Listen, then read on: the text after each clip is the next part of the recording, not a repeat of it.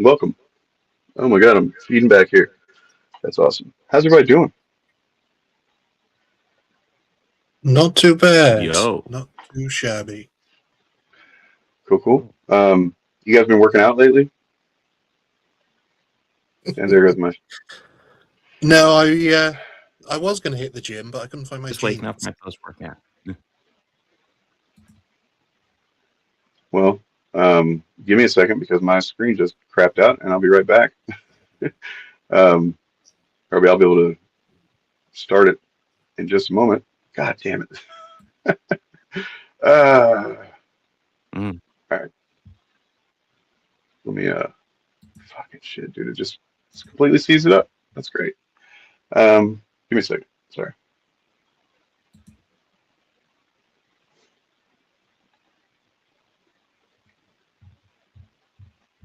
All right. I'm back. I'm back. Okay. I was trying to figure out what's going on. I got it. Sorry. Technical issues. So yeah, if you guys haven't been taking care of your health, we got a little. Remember, like at one point, like Arnold Schwarzenegger was like he was like the guy that was the fitness guy for the president back in the day. I mean, Hulk Hogan was too, so it's not really saying much, but you know, I mean, I'd say that's better than this. So it's not a job with high qualification.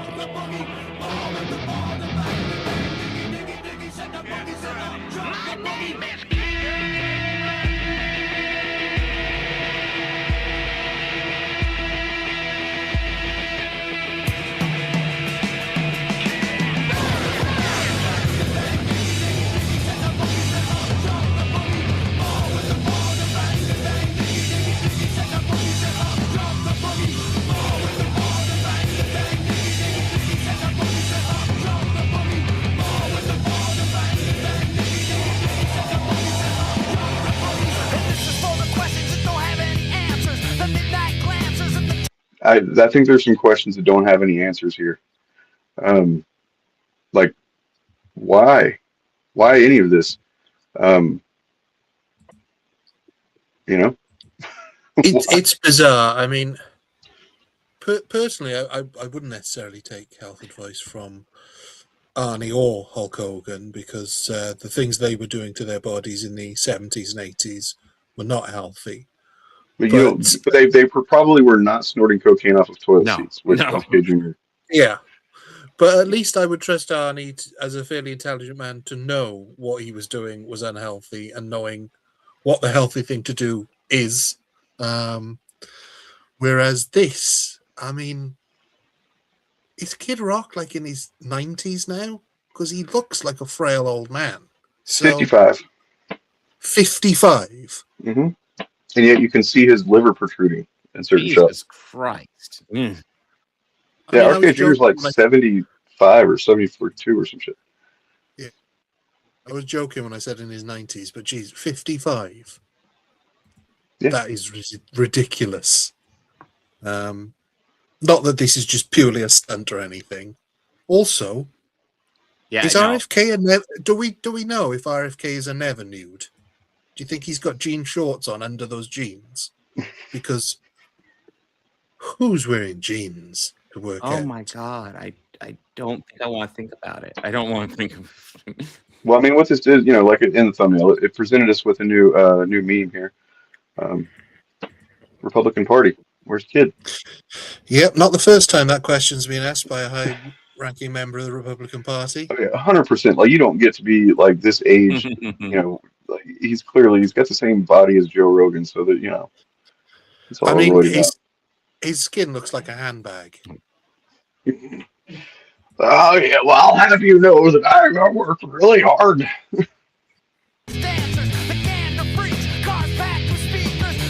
He's wearing his jeans. Where's Kid? Well, there's Kid.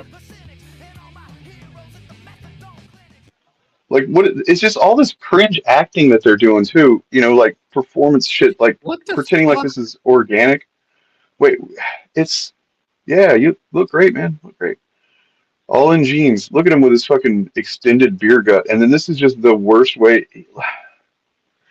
to end it. I know Bob, you said you didn't stick it out to the end here, so you gotta look at these guys. Look and just I haven't made it this far. I mean, I want you to look at the graphic on screen that they added. They made this. You know, the graphic is just kind of suggestive. I don't know.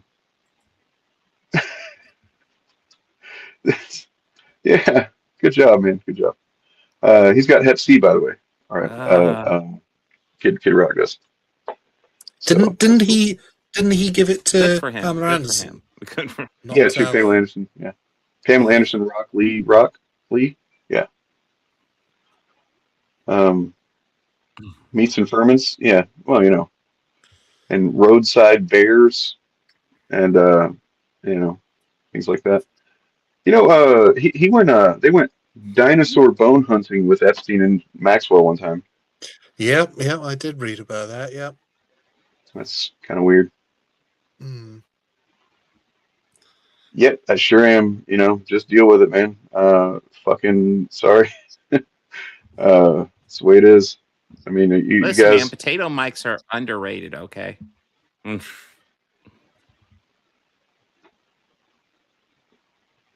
know, I hate to use AI images. I didn't make it though, so it's already out there. There it is. Are we sure that's AI? I mean, maybe not. Somebody made an AI video of them like literally snorting cocaine off a toilet seat in the middle of the all the other stuff. Yeah, that's pretty cringe. Man, this is the culture that they fought for, guys. You know that culture war that they were all, you know, we got to fight the culture war. They're doing a culture war, blah, blah. Of course, now we know, we suspected, but now we know it was all astroturf, inorganic bullshit from the start. But this is what they were fighting to make happen. This is their culture. It's beautiful. It's unbelievable how hypocritical and just bullshitting they are. Because all of that video was RFK thinking it would make him look good. That's not a serious politician. If you want to seriously look at the health of Americans, I got an idea. Maybe encourage them to eat fruits and vegetables in schools. But oh no, that's fascism apparently, or at least it was 15, 20 years ago when Michelle Obama was doing it. Like, what's it? They've got no excuse for it. Oh, well, she suggested it was fascism when RFK says you should eat just meat and drink whole milk, but which nobody was against anyway. The Dow is over 50,000. Oh, well, shit. The Dow's over 50,000. Why are we complaining? You make an excellent point. I forgot about that. Yeah. That's the ultimate shutdown point there. And nobody has anything to say to that. What are you worried about? Some kids getting trafficked? Dow's over 50,000. Yeah. You know. Speaking of such, here's this. How many of those emails end with sent from my iPad or my BlackBerry? It's fucking insane how much unspeakable evil happened like this. Like,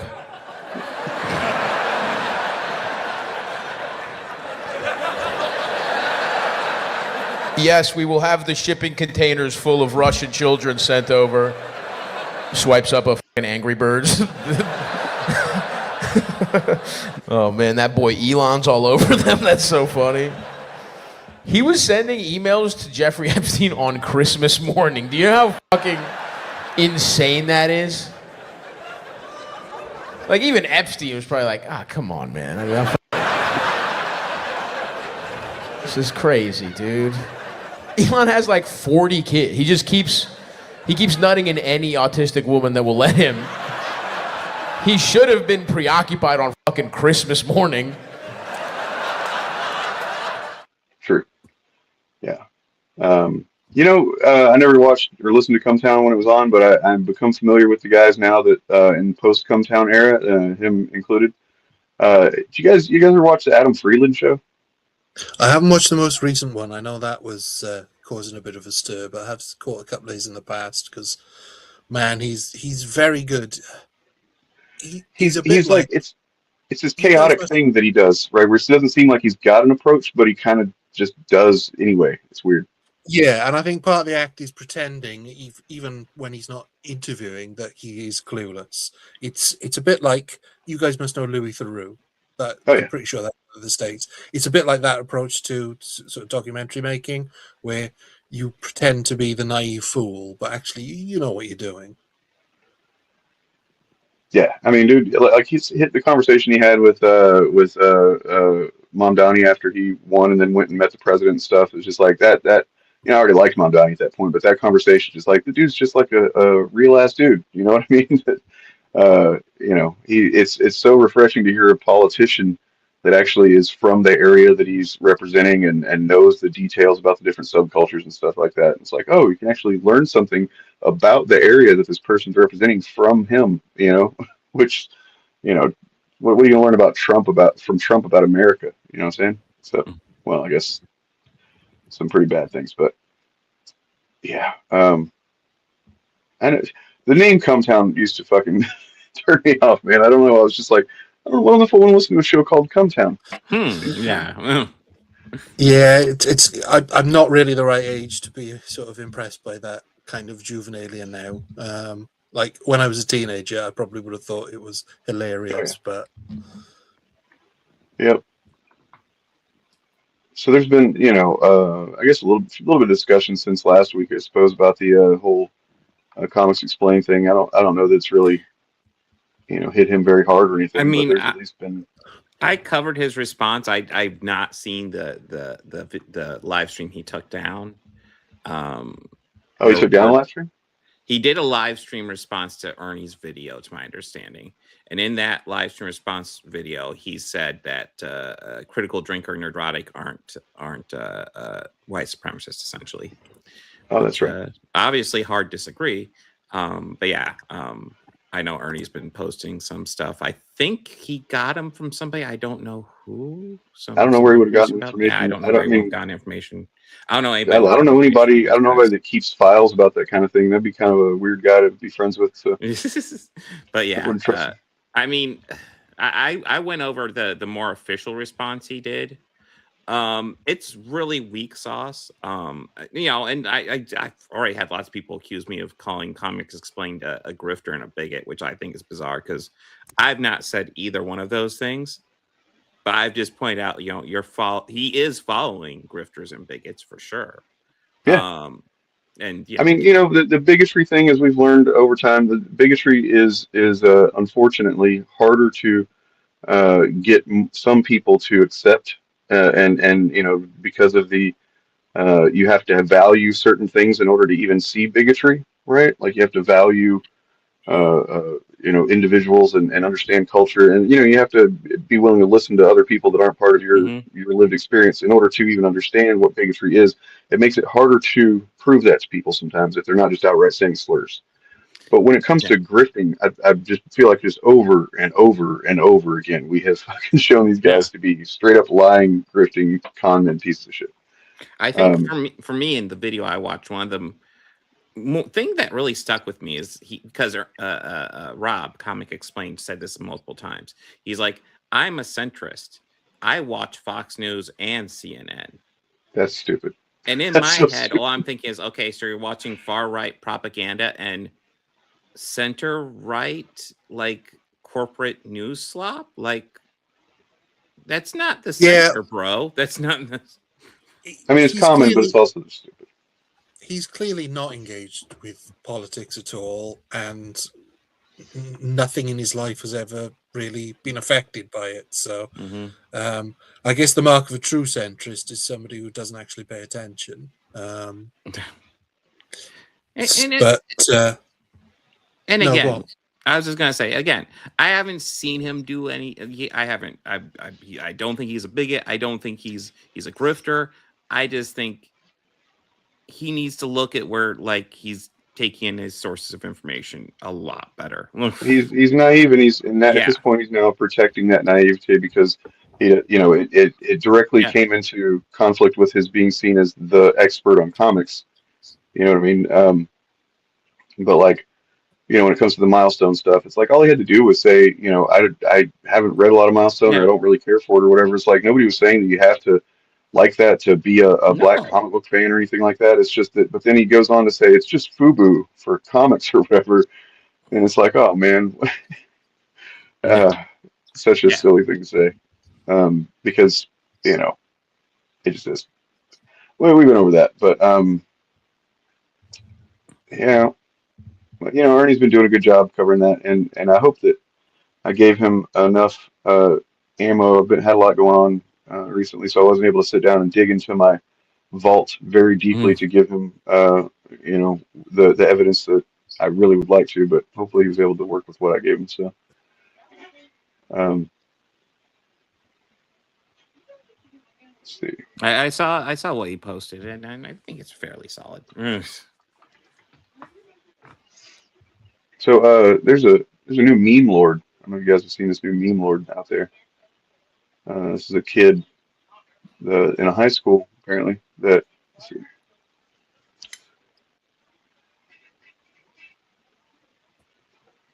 Where is it? Damn. I thought I had it downloaded. Maybe not. Oh my God. Oh, wait. Yeah, here we go. So the OK Kid, you guys seen that? I have not. I have indeed. On February 12th, 2026, ex-user Danny Spud posted a video filmed at Lake Zurich High School in Illinois during an anti-IC student protest, where he... Fucking, I'm sorry, I didn't realize it was ice garbage. But I mean, that's something, Ryan, you said you want to talk about, so it's a good jumping off point after you watch this. Yeah. Stood alone holding a sign reading, "I love ICE," referencing U.S. Immigration and Customs Enforcement. We support ICE and law enforcement. I support ICE. I don't know what's crazy about this. Yeah, I'm going to punch you. You're going to punch me? Yes. And you're going to get in trouble for that. Okay. In the clip, another student confronts him and says, "Yeah, I am going to punch you in the face," to which Spud replies, "You're going to get in trouble for that." Okay. The student calmly responds, "Okay," then immediately winds up and punches him. Security steps in as Spud insists he is peacefully expressing his beliefs, while the puncher continues shouting insults. Spud captioned the video by claiming he was assaulted for supporting law enforcement and questioning what the situation says about America. I just stand for my beliefs, this is okay. Within 4 days, the clip amassed over 16 million views and tens of thousands of likes, quickly becoming a flashpoint for political debate online. Despite how serious this... So yeah, there's that. Kid's a legend. He's got some pretty good memes being made of him already. We got this one. Okay. You'll get in trouble. Oh wait, yeah. Okay. Spud is not. He should not be allowed to have that name. He should give his name to this other dude. That should be the consequence of, having done what he did. Right? It's like now you get to take my name because that's a way cooler name for him. I don't know. It's kind of different in the UK where Spuds is a euphemism for testicles. So. Oh. Well then, there you go. That seems like an appropriate name if he's in the UK then. Yeah. Yeah, I mean, obviously, the only reason why anybody would do that is because they're fucking attention starved, probably in this day and age, content whore. Well, I mean, look, man, you asked for reactions. When you ask for reactions, don't be surprised, when this is one you might get. And, again, these guys have been emboldened by this whole new administration. We've been seeing it for a year and a half at this point, pretty much.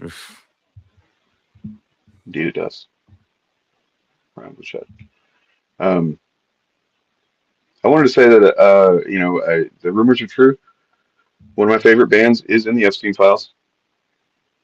Yep, it's true. And it's awesome. Here's why. He fucking hated him. Epstein hated Incubus. So I feel like that's as close as you can get to like objectively good reference for for a band. Just want to throw that out there a little bit. So what you're saying is I should suck up the fact that my old roommate burnt me out on Incubus and just go ahead and get back in. Yeah, because you probably burned you out on like the first 3 albums, and you probably aren't even aware of like what comes after, like the Morning View album, the 2001. If you haven't listened past that, definitely go check it out.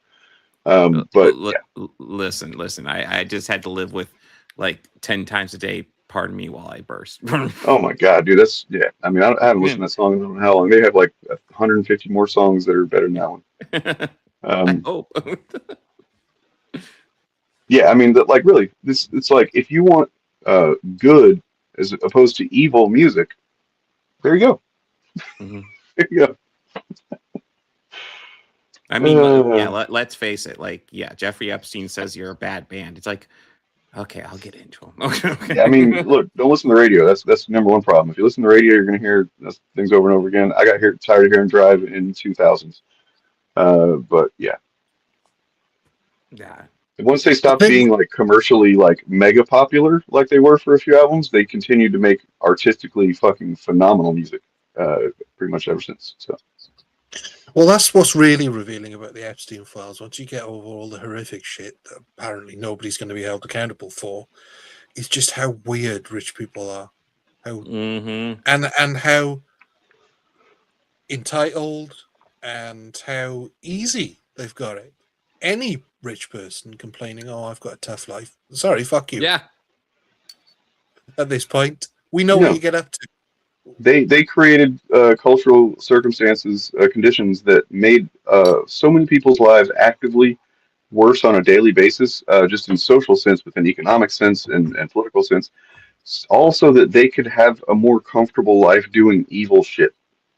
You know, so that they could just like sit back and do the things that they were up to, and that's yeah. All of these conservatives and Republicans complaining about participation trophies and how like liberal schools allow kids to do like all sorts of weird stuff like art. I mean, and not having any rules, and it's important for discipline. Meanwhile, these people who the rules don't apply to literally took advantage of that in every aspect of their life. Dude, like most people, I believe that most people, if we just had enough money to where we weren't stressing about our bills and healthcare and shit every month or whatever, like we wouldn't be complaining. If we had, we weren't worried about whether we're going to make rent and bills, and weren't worried about, bouncing checks or overdrafting or whatever. And, we didn't have it. Like if we weren't scared that a health emergency was going to fucking put us on the fucking street, things like that. And then maybe a little bit of money to like go see movies and fucking go-karts or some shit. You know what I mean? Like, you wouldn't hear a lot of complaining, I don't believe. Yeah, like I'm not looking to be rich. I'm just looking to make enough to comfortably pay my bills and just relax. Yeah, and that's what most people want. Most people's biggest struggles is paying their mortgage or their rent. If you eliminated that, then most people would be happier and the economy would be stronger because there would be all that money still going. Because unlike rich people, poor people spend money. Middle class people spend money. The only people that don't spend money is people like Elon Musk. I mean, and I think this is something else that people don't understand. He doesn't have to. He doesn't have to have money. His net worth is not how much money he's got. He doesn't have that much money. It's how much money he would have if he sold all his stocks, which would screw everybody else who's got stocks in that company. So what he does is he goes to banks that you've never heard of, asks them for a loan on his stocks, and they give him a big chunk of money. He doesn't earn money to spend money. It's ridiculous. They've decided he is worth this, and then they'll give him a loan, a low interest loan. So do we really need money if it's all just fictional for the super rich? Meanwhile, everybody, the rest of us are out here slogging our guts out just to pay our rent. It's true.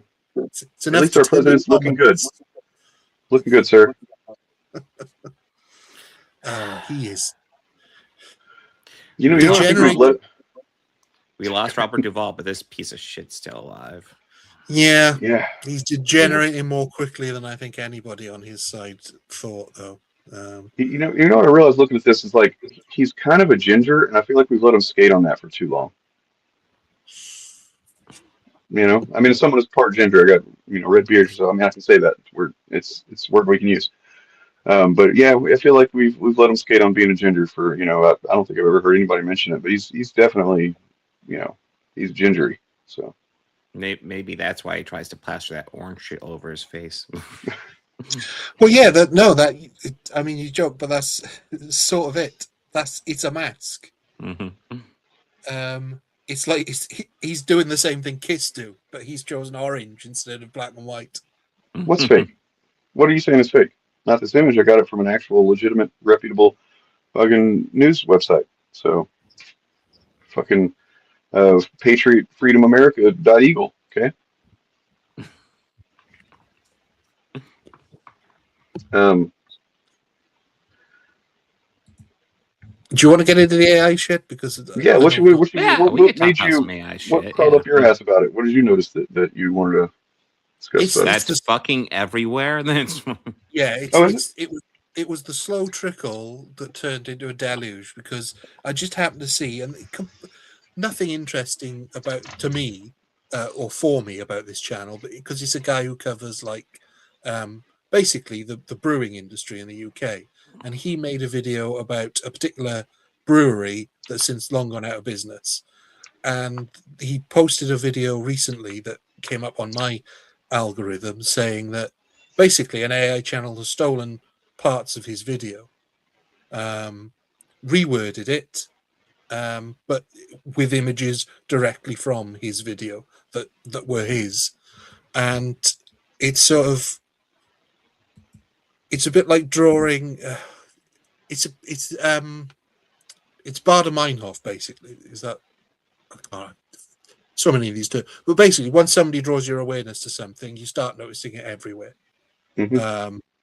Most people will be familiar with this, that when you buy a new car, if it's a different car company to the previous one, you see that car company everywhere. Yep. And so it alerted me to the fact that there are so many channels out there using some form of AI. And it used to be people used computer generated voices either because they didn't like their own voice appearing on screen or whatever. And yeah, okay, that's fine. Yeah. I've not got a real issue with using text to speak or whatever it's called.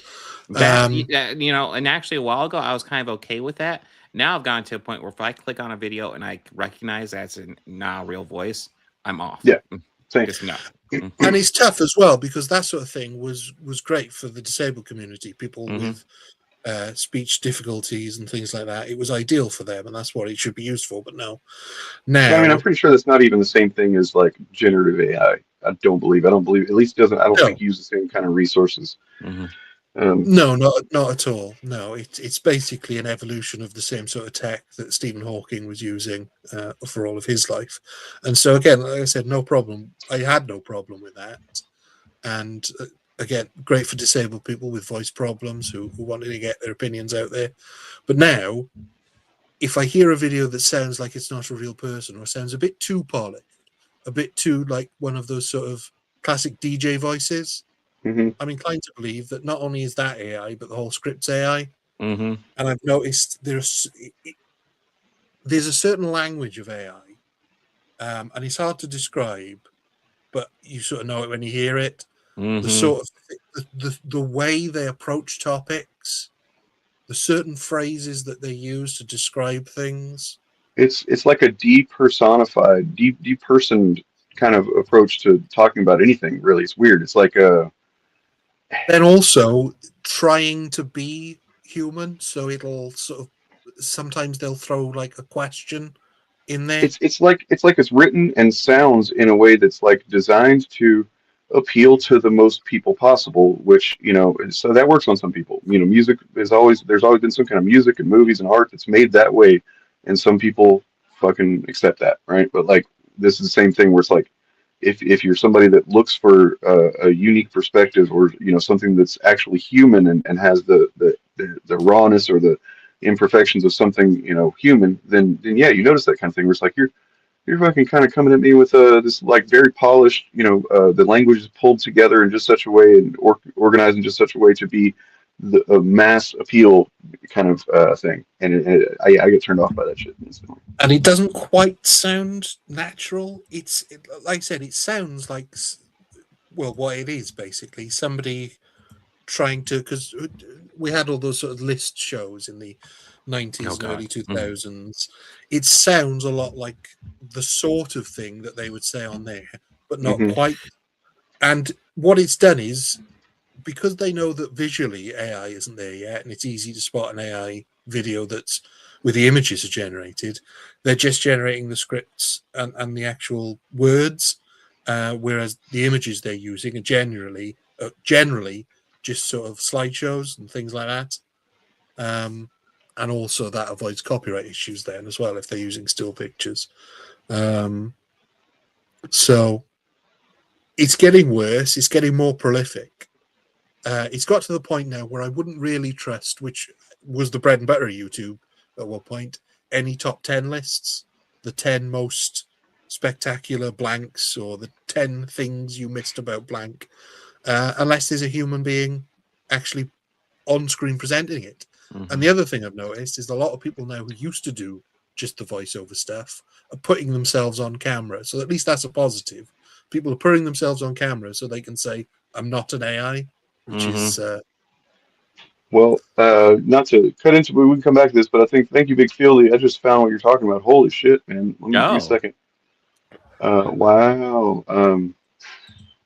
Did see this just before we came on. Yeah, this is developing. Yeah, this is pretty, yeah. Wait, where's that? Shit. Well, while you're looking for that, just to respond to a comment, yeah, Watch Mojo basically was doing the AI stuff before AI got involved, and other channels like that, the sort of listicle channels. And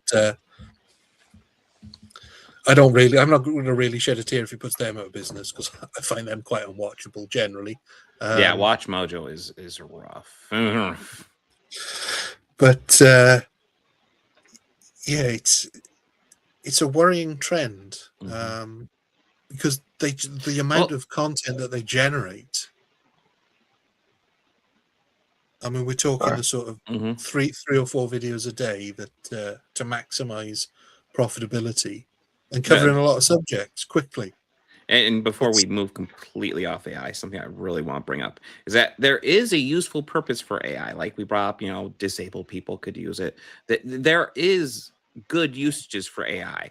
That's just not what's proliferating the landscape right now. What's proliferating the landscape is this generative garbage, and it is garbage. I don't know how else to call it. It's trash. And it's just being absorbed into the internet.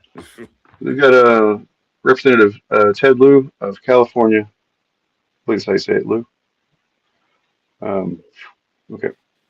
So why are Republicans so interested in Bill and Hillary Clinton? It's because they're trying to distract from the fact that Donald Trump is in the Epstein files thousands and thousands of times.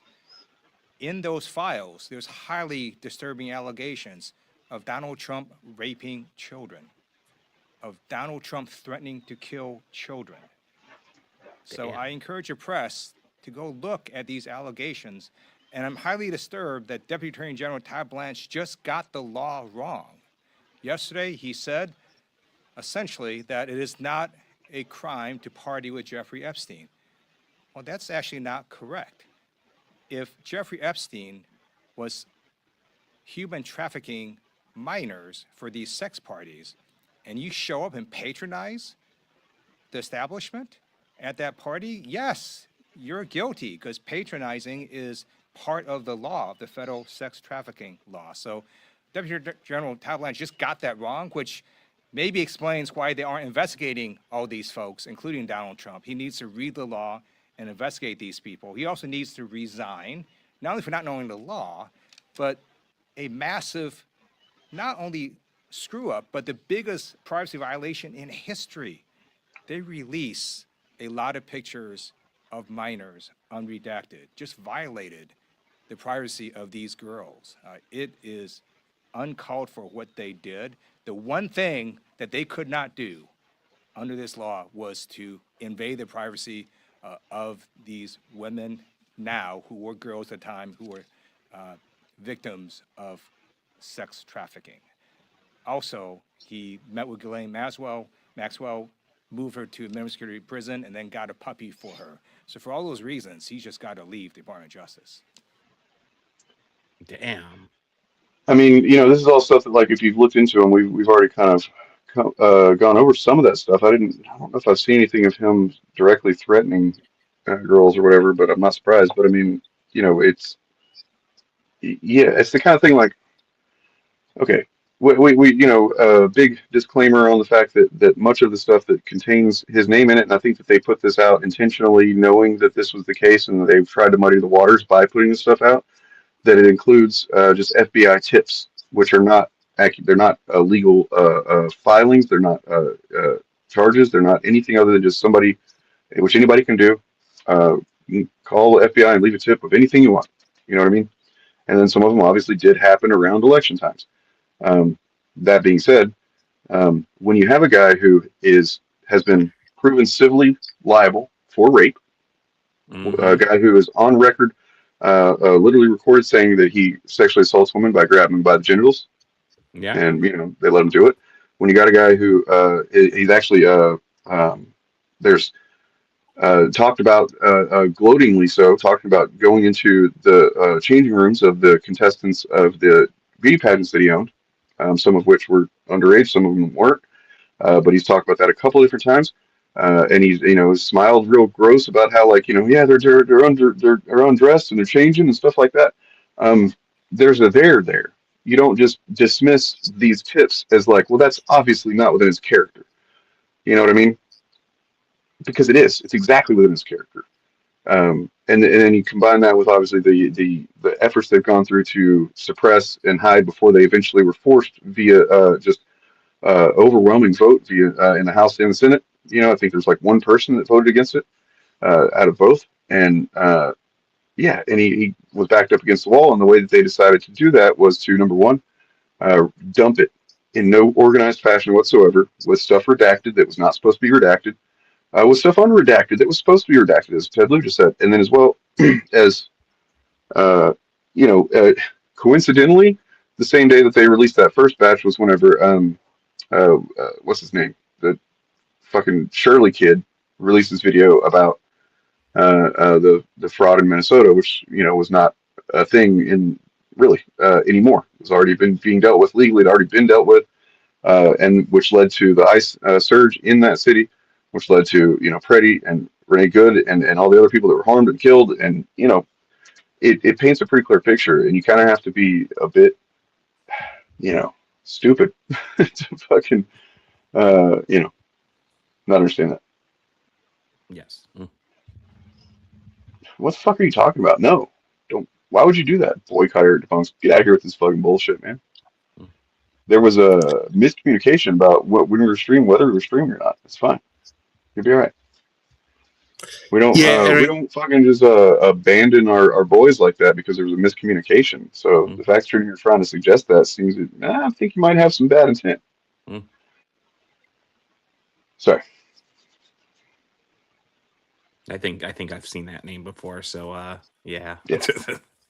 I wonder if it's the same person as Unfactual Facts, who I think has been banned several times now.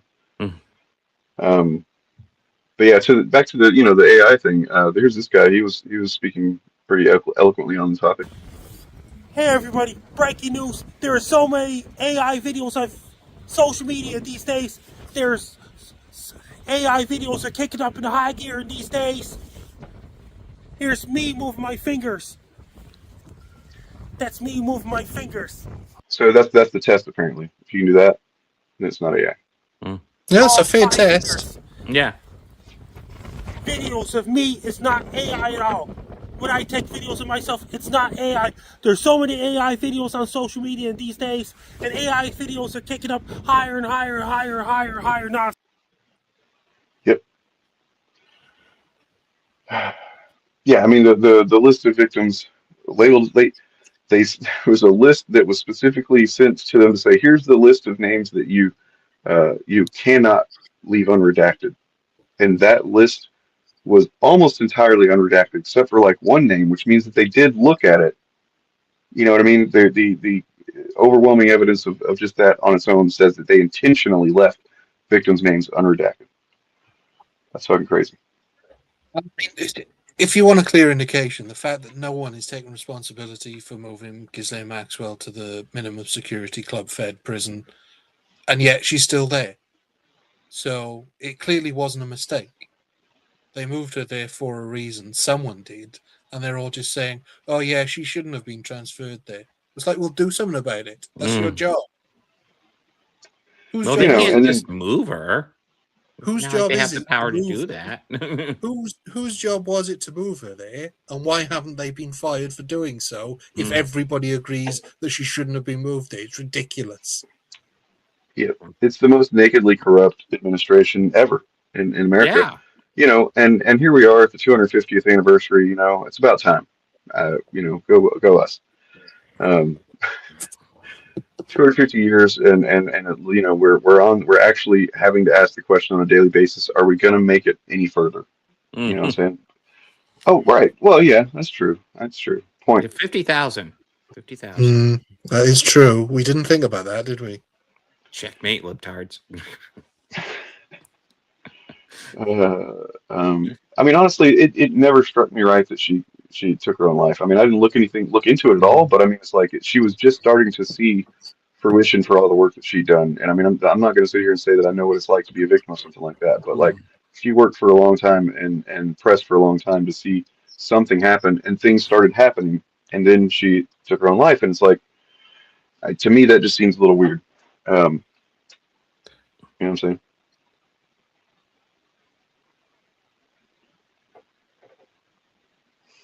So, okay. We got shit stirrers. We got people trying to fucking. Yeah, what the hell? It's weird. It's weird. Yeah, his stream wasn't removed. He removed the stream. That was him. I said, hey man, you know, we were planning on streaming. We miscommunicated. We didn't see each other's communications in Discord, and so he went ahead and started stream. I said, hey, we're doing a Shillcast. Did you want to do this separately, or what do you want to do? And he said, you know, you cancel this, so it's fine. You know, he also has to work. That's the thing. Due to me having a doctor's appointment today, we started later than we normally do. And often, if you go look in the past, at times when that's happened, because I seem to be cursed to have doctor's appointments on fucking Wednesdays, you know, he's either not able to stay very long or not able to stream at all because he has another job. So, well, I mean, you know, there's trolls, yes, but I mean, it's valid to be. If you were wondering what happened, then I feel like it's an explanation is owed. So, you know, I don't want anybody to see the trolls and think that there's anything to what they're saying when it's literally just, you know, do you have any idea how hard it is to get you know, 4 people with different time zones and different lives and working schedules to, you know, there's a reason we only do this once a week. Like we already brought up Eric, he works at night. I work really early in the morning, most mornings. Yeah, our schedules are different. And I'm always working it. And we dropped the ball this week because we weren't organized. We were, in fact, in chaos. So, in a way, it's Bob's fault. Yeah. Yeah. We're cross-streaming still. Oh, bye, Bob's Bob. Gone now. Boycott Bob. I think I have a drop. Do I have a drop for that? I might have a drop for that. Genius plan, Bobby. Oh, burn. I feel burned. Yeah. Just gonna cry now. So CBS. First of all, the merger is back in the news. That's a possible thing, maybe with Warner Brothers. You know, I don't without, because I don't know if the Allisons, if either of them are in the Epstein files, but if you want a clear example of how rich people's minds work, they won't take no for an answer. Which is very simple. They just don't know how to take no for an answer because they're used to people just going on their hands and knees and just giving them anything they want. Yep. Well, so, you know, to the CBS cancel culture that I've looked around, I haven't seen each other covering this. It's weird. Yeah, it is weird. Yeah, because they're all cared about cancel culture. Yeah, well, you would think that, but I don't really remember him coming to Jimmy Kimmel's support when he was taken off the air for having his First Amendment rights infringed by the government directly. So you got to think if they had such a backlash to that, right, and they still it seemingly is, I don't know if it's administration. I mean, it was definitely the Brendan Carr, and I'm sure Trump pressed him to do it. You have to ask yourself, if they're willing to risk that kind of backlash, which they absolutely fucked up, and now the Streisand effect has taken over, and this is getting way more attention than it would have. But they didn't want him. They didn't want James Tallarico to be interviewed on Colbert because they didn't like when he appeared on The View recently. Because everybody apparently liked the guy. Imagine that. And so they're trying to, shut him down because they're scared that he might flip Texas. And yeah, you have to kind of think about if they're that willing to go that far to do that and to press the buttons of power to censor like that. What are they scared of? So if you guys haven't seen it yet, I've got the interview here. We should look a little bit of it and see what it is that they're so fucking scared of. Maybe he's some kind of radical fucking, guerrilla terrorist or something.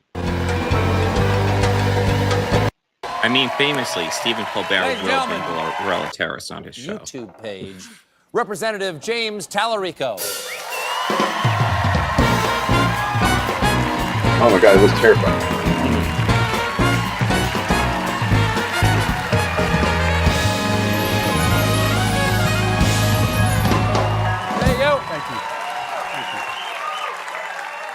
Now, here's the thing. I don't usually say this to a guest, but if people are watching this right now, it's because they found us online on YouTube.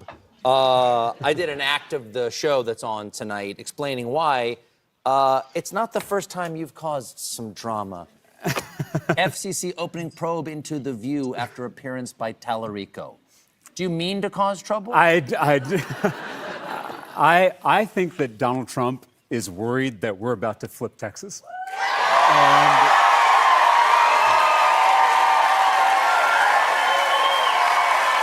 And Stephen, this is the party that ran against cancel culture.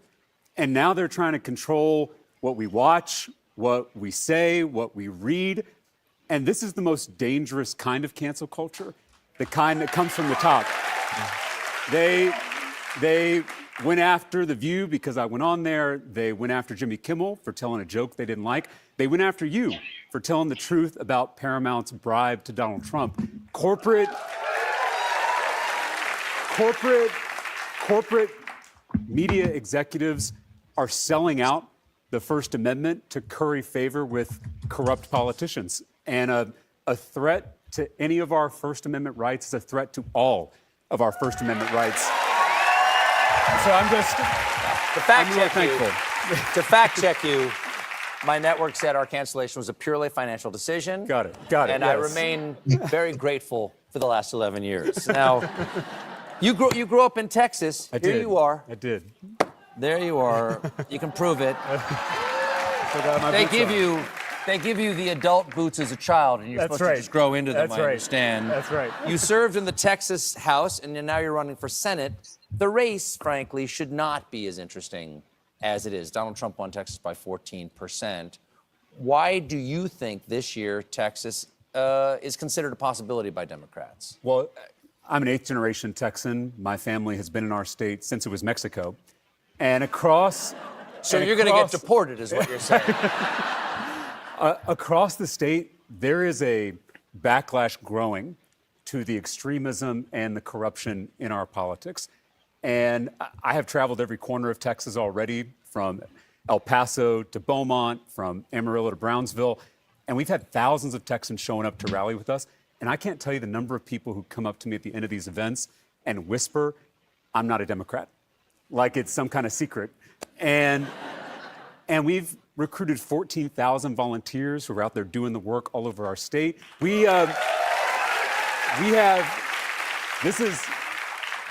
is one of the most exciting parts. We have shattered grassroots fundraising records, all without taking a dime from corporate PACs.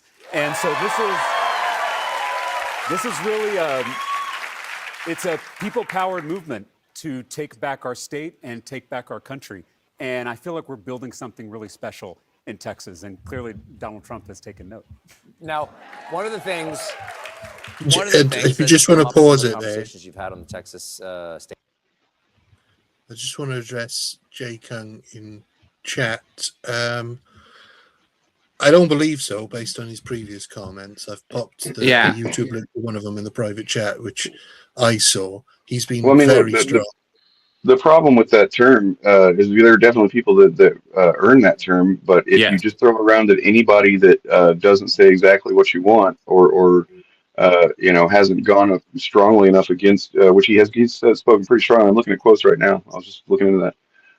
Then you're kind of muddying the word. You're watering the word down, and it loses its efficacy against people who are actually staunchly fucking pro-Zionist. Yeah, I mean, there are actual fucking Zionists out there. Like I was actually doing research when I saw your thing, and I was like, I'm not seeing anything that I would define as Zionist to here. Yeah, you want to look at Zionist? What John Fetterman is a fucking Zionist, and God, what a disappointment. He said he's not going to take any in 2026 run. He's not taking any corporate PAC money, including APAC, and he's not. He described the situation in Gaza as deeply disturbing. He said that as a Christian, a teacher, and a human being, he feels morally sickened by the violence and by the United States' role in it, which he says makes Americans complicit.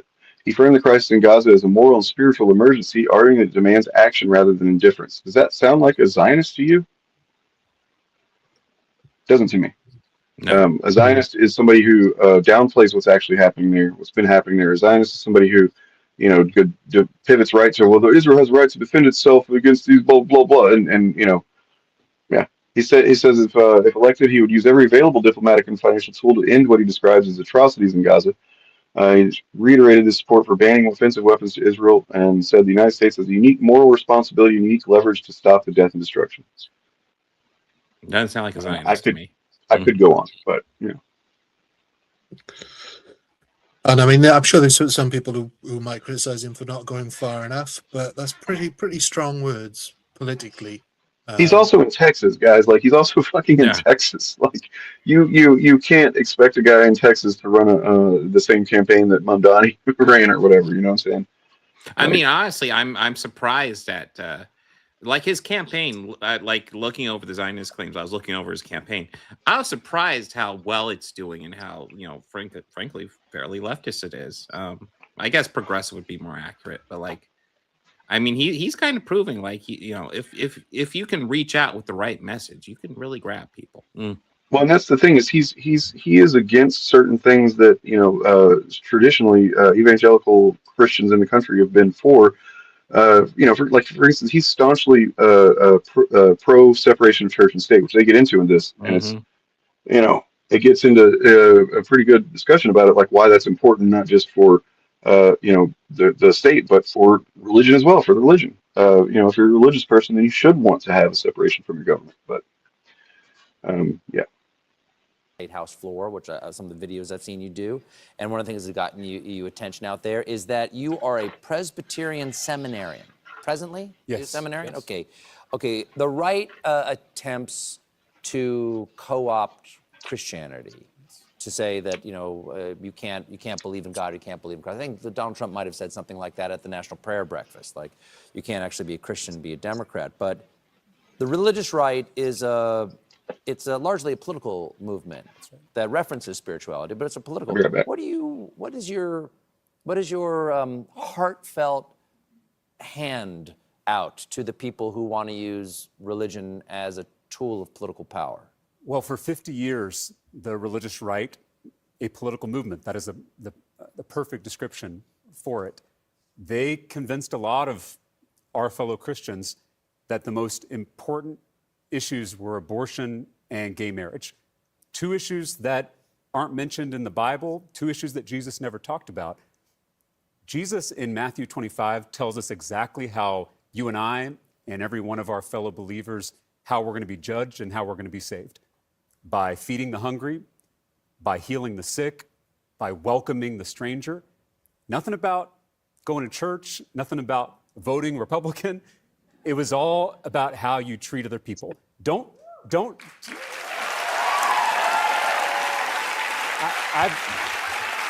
I've said. That sounds completely reasonable to me. Yeah, it's all the bits of the Bible that the religious right ignore. Yes. Feeding the sick and the poor and taking care of people, and the fact that no, you don't need to go to church to be a Christian, because the whole point of Jesus building his house upon, or his church on the rock, is that he preached wherever he went, because it's the message, not the material building. It's and it's insane that they have had such a tight grip on American politics for the last 50 years, because it's not like that in any other countries. Even like spiritually more sort of Christian countries are not as right wing. It's insane. And I mean, respect Jay Kung for recognizing that. But I mean, I would say that, I'm like, about ready to say that. Yeah, listen. Honestly, you Go might have ahead. been misinformed, or you might have just seen somebody else that you respect what they have to say, and they passionately, and justifiably, speak against the genocide. And maybe their position is that if you don't literally call it a genocide on a regular basis, then you're basically, the same as a Zionist, and that's a little bit, silly. But I mean, it's coming from a good place, at least, and you just have to kind of, if you see somebody call somebody something like that, um, you know, look into it. That's really all it is. And thanks for recognizing. And this is true left and right as well. If you hear something that sounds not ridiculous necessarily or unbelievable, but if you hear somebody has said something or has a position that you don't like, look it up and see exactly what they've said. Usually what they've said will not surprise you, but sometimes what they've said is not what is being reported. So I think there's not just as much, but there is still a problem on the left of misinformation and disinformation, being deployed for purposes of confusion and social pressure primarily. Some of this shit just happened to a friend of mine. I don't want to tell their story without their permission, but just the other day there was allegedly some Newsom fans that were being pieces of shit to them on Blue Sky or something, and we're basically just saying some boring shit. And it's like, these are supposed to be people that, but then the question becomes like, how do we know they're even Newsom fans? That maybe they are. Maybe they represent what fucking Newsom is all about. Or maybe they could just be MAGA people that I would think that right now MAGA is looking for ways to cope. And so I would not just trust anybody that claims that they're on the left or even illiberal or whatever, because they might be, instead of going, hey, maybe we made a mistake, back the wrong fucking horse, we'll just, make it some fake accounts and sow some disinformation and try and get the attention off of this shit. Because that is what they do. So, just healthy skepticism on the internet. Yeah, anything you hear from anybody, us included, because this is what we do with the chuds. They say something that we think sounds ridiculous. We look it up. Turns out it is ridiculous. They made it up. Or occasionally, there's a kernel of truth to it. But not very often. But in that case, actually, I'd say frequently there's a kernel of truth, but they just blow it out of proportion and don't look at the actual grand scheme of things. That's where they really manipulate stuff. Man, I gotta say, that's a mistake. Even for us, or like, I mean, there's maybe a handful of people that I would just take their word at something. Depending on what's top.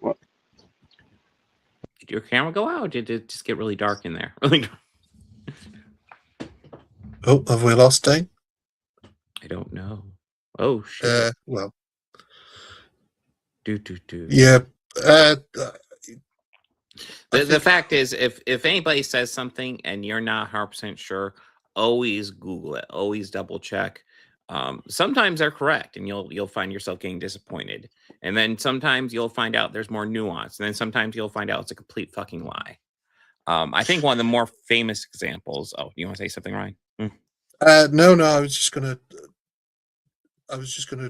bring up another point from somebody in chat. From Erebus says that there is a lot. The biggest problem with the left is the infighting. Yeah, I would agree with that. I think there are people that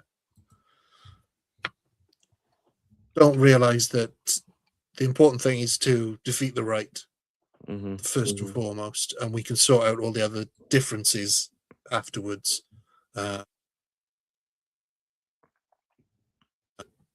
Yeah, it's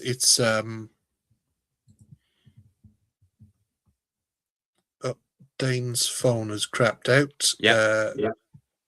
But he's going to stick around in chat. So just us. But so sorry, as I was saying, the left does have a problem with infighting, and it's infighting over not important things, but things that we can sort out after we're in power, or after we run things, after we're making the world better than it is now. Yeah, and I'm 100% of that. Yeah, check the sources. Because we see the Ches do this. They'll put up a headline, and you then research where the headline came from, and it'll be from one of them. Or they'll use a headline that is clickbait and is not what the story is actually about. And so it's important to. And I know lots of people don't have time for this, and you've got to try and find people you trust. But if anything, just keep that switch on in your brain that says if anything doesn't sound quite right, just quick Google of it, see where it came from, and see if it's worth regarding. Because sometimes it is, sometimes it isn't. I mean, like I was gutted when I found out that Snoop Dogg was playing for a Trump thing, and the reason behind it is even more insane than you might think. It's because Trump pardoned one of the guys from Death Row Records that was a friend of Snoop's, and that's why he respects him more now. But the guy he pardoned is a real piece of work. So maybe lose a bit of respect for Snoop Dogg. So things like that. It's disappointing. But, Snoop Dogg's always been kind of sold out, in my opinion. He's a decent rapper. Well, I wasn't even talking about his rap stuff. I was talking about him during the last Olympics, where he was having a lot of fun. But but that's a personal thing that I just can't follow him on. I can't respect him for. It's not a respectful choice, in my opinion, that a friend of his who might be a huge piece of shit was pardoned by Trump. But anyways, this is the meme I always love to post whenever I find somebody post. Like if I find something on Facebook that's just wrong, posted by one of my friends, I love to post a variant of this meme on there. Everything you see on the internet is 100% true. As said by Abraham Lincoln. Yeah, and honestly, I wouldn't put faith in anything I see on the internet, particularly from sort of YouTube political commentators who get more views when they're fighting. I mean, we've seen this with the infighting between the quarter, but the fighting of the two Jeremys. That is fun. It's fun to watch, but they're getting views out of it, which is why they're doing it. True. And also because actually they secretly all hate each other. So fun fact, don't if you want to engage with that, don't actually watch their videos. Go check out Eric Debunk's videos. He's covering it so you don't have to. He's done some great coverage of their bullshit. But it's no different from left-wing commentators, and I see them all fighting. Everybody seems to hate Hassan.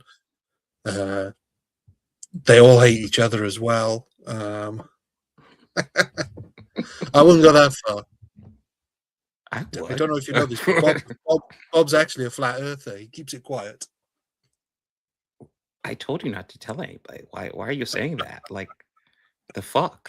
No, listen, guys, I don't know where he's getting this from. I totally didn't tell him that. It's Bob's not. Yours is flat. But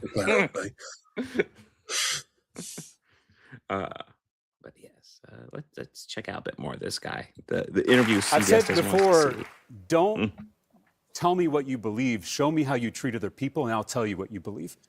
And I think in our faith, we've got to get back to those fundamentals. My granddad was a Baptist preacher in South Texas, and when I was little, he told me that Christianity is a simple religion. Not an easy religion, he would always clarify, but a simple religion because Jesus gave us 2 commandments, love God and love neighbor. And there was no exception to that second commandment.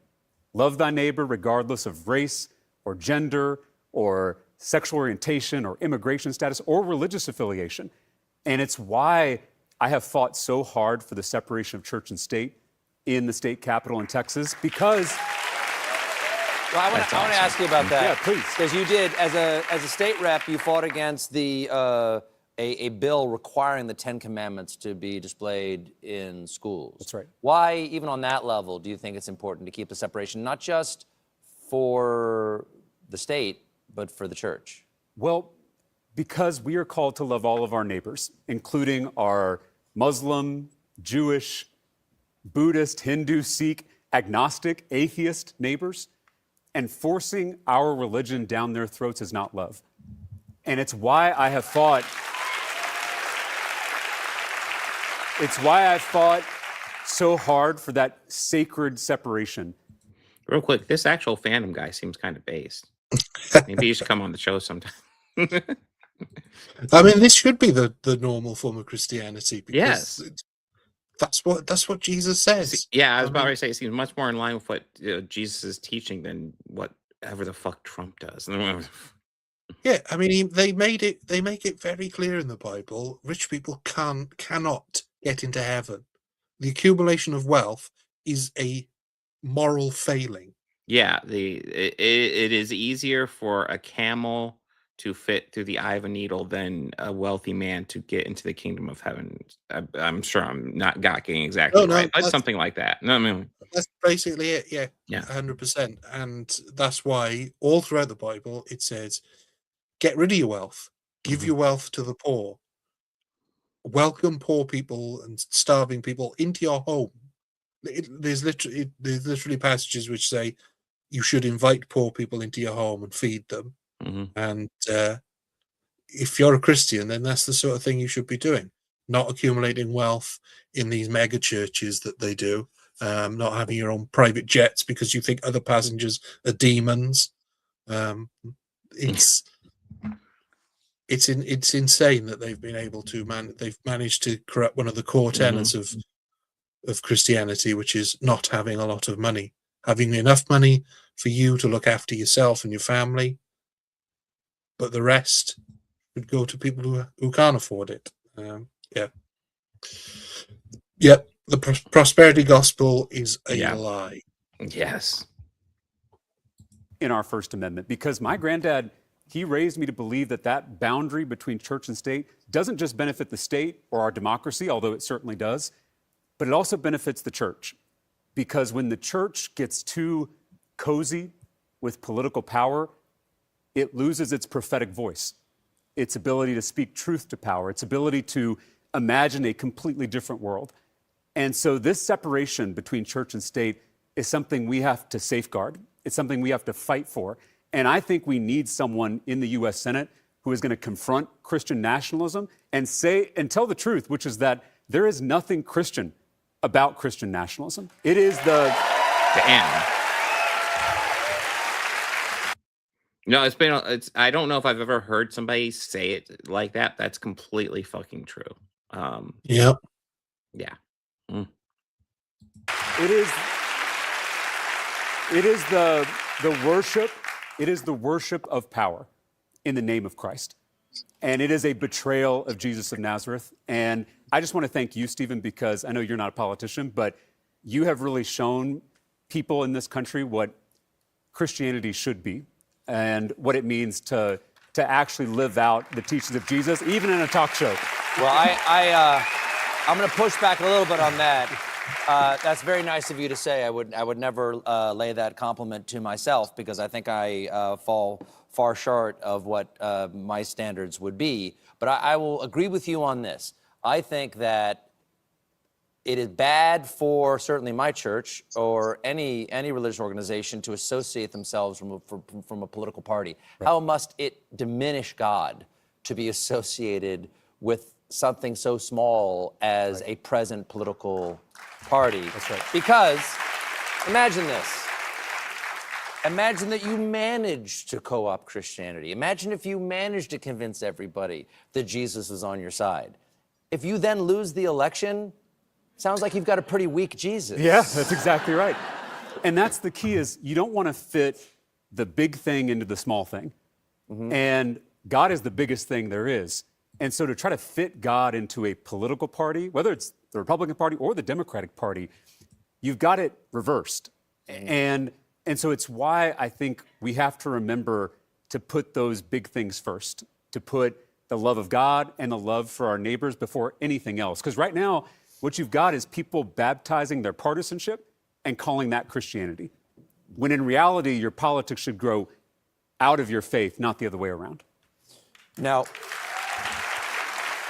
listen, and again, I as somebody who's not religious, I don't, I think, politics should probably grow from empathy more than anything else. But like the type of Christianity he's preaching, I can get behind.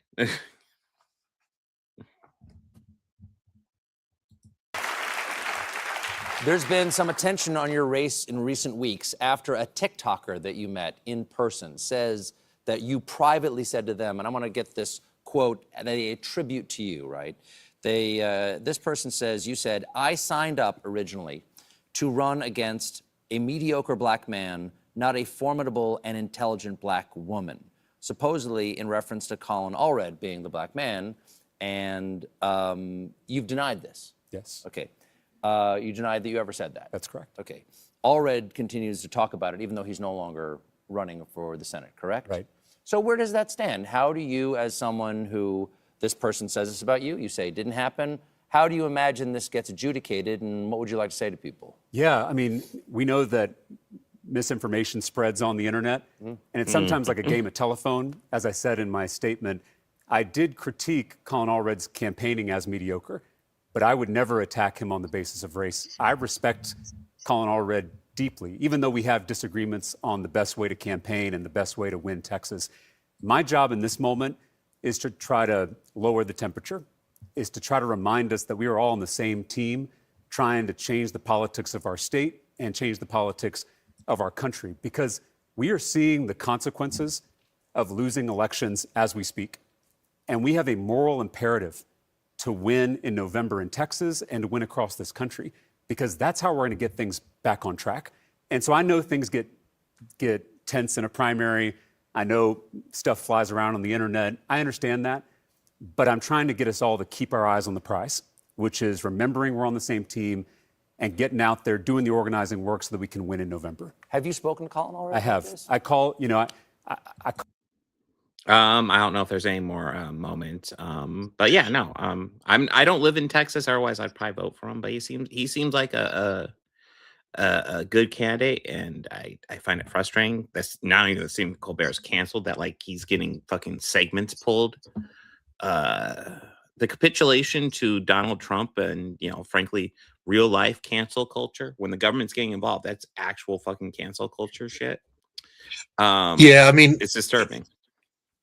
If the state did flip blue, I would love it, just to see the look on someone like Nerdrotic's face, who moved there to get away from the California hellhole, and move to Texas and have it flip blue. That would be funny. But of course, he's not a political person, so no. But the one thing I don't understand, maybe it's because at this point Colby doesn't really care with his cancellation due in a couple of months, but the reason apparently that the FCC, they're using a law from 1923, basically, that said that politicians need to have equal amount of airtime on the main broadcast media channels, and CBS qualifies as that.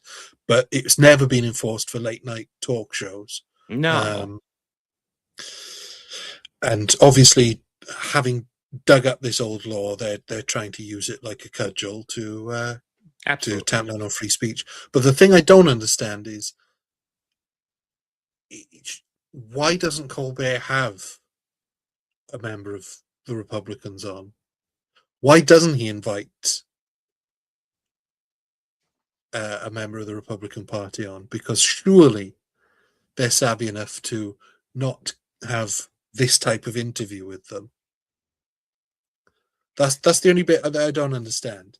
I mean, I think at least he used to. It's possible at this point he probably just doesn't want to give them any airtime, because frankly at this point, like at least the MAGA elements of the Republican Party, it's just grifter shit. I don't know how else to say it. It's all just bullshit, Yeah, I just thought it would be a clever way of undermining them by inviting on the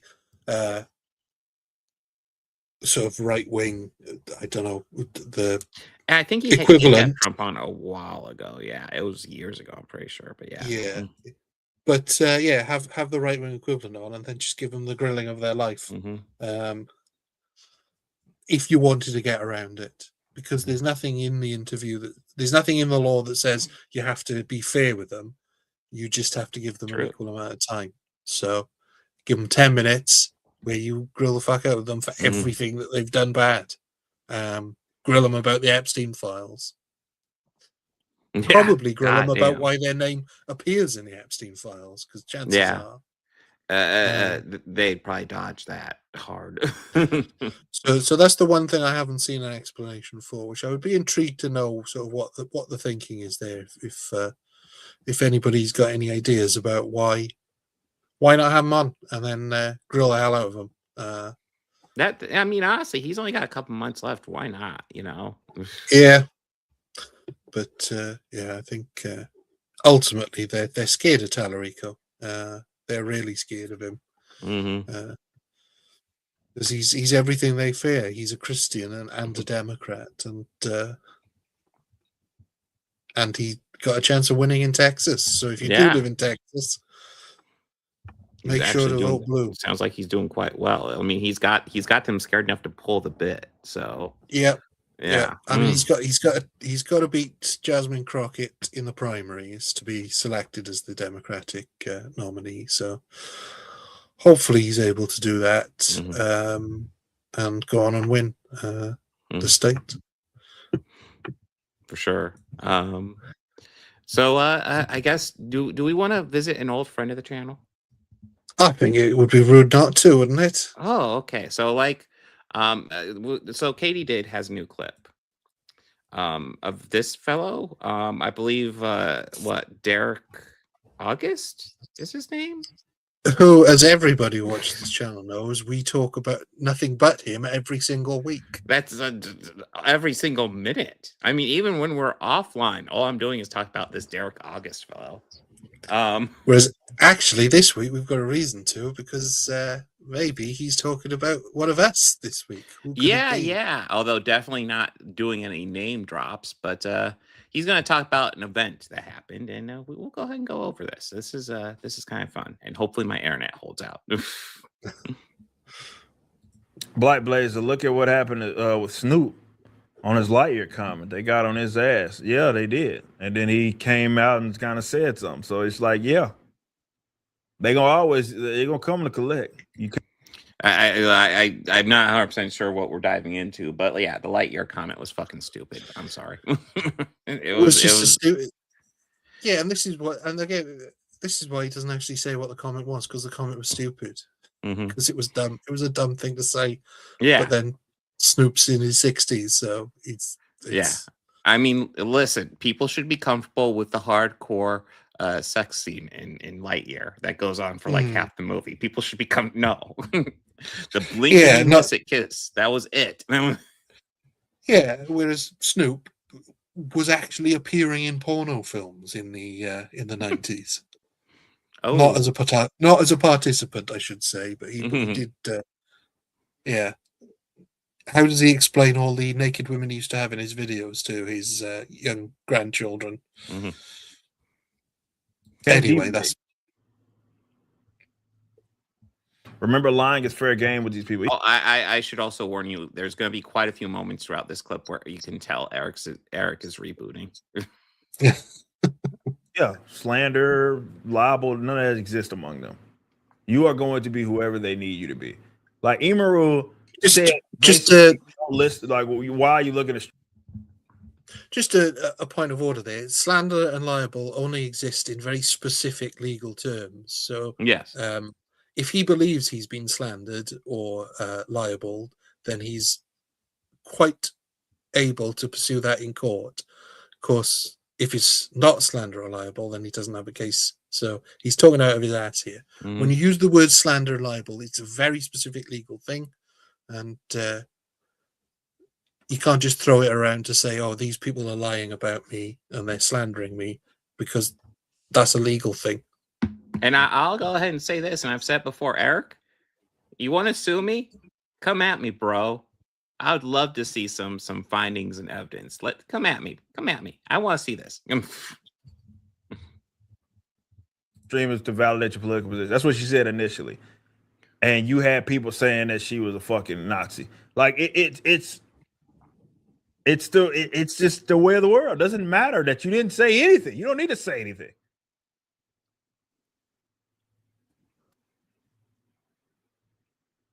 And that's why, because for a lot of people that are in that position, they don't want to deal with the feathers being ruffled. They don't want to deal with that, and they're not used to it in often cases. So they'll end up bending the knee anyway, because they rather not deal with it. So they rather just affirm whatever the beliefs are that the side that is attacking me wants me to believe.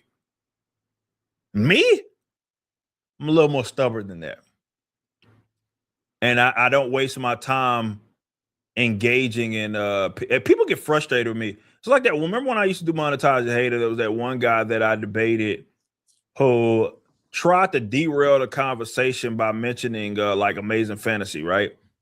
I don't remember that one. Who was that? Well, I don't remember that version of it.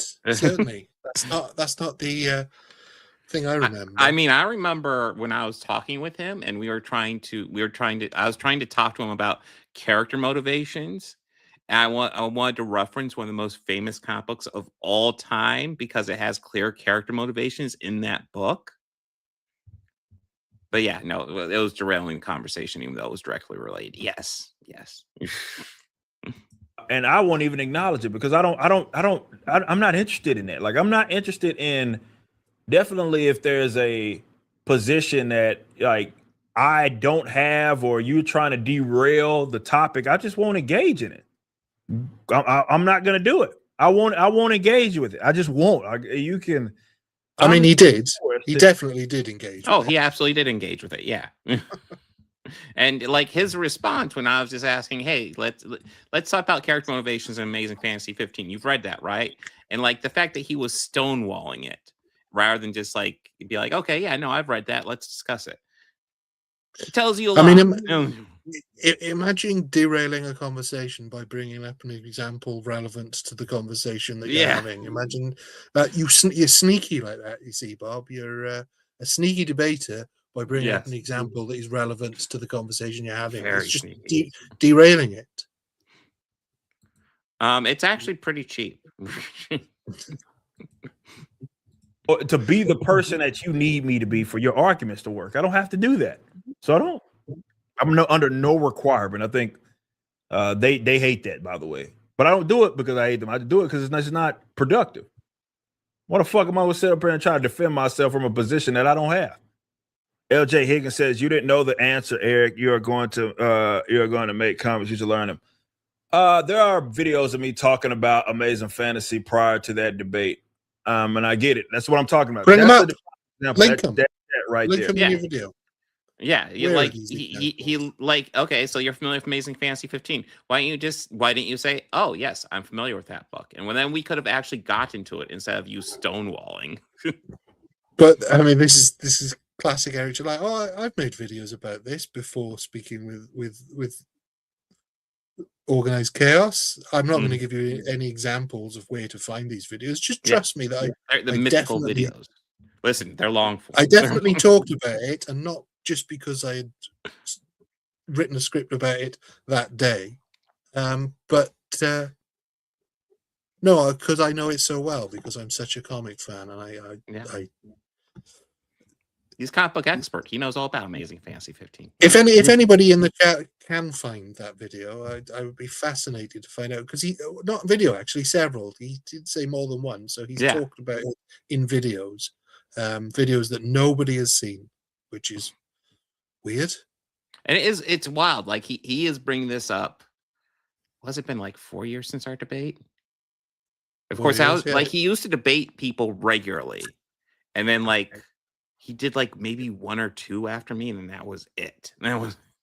Yeah, but yours is the only one that he had to make a special video saying about how he had not been owned.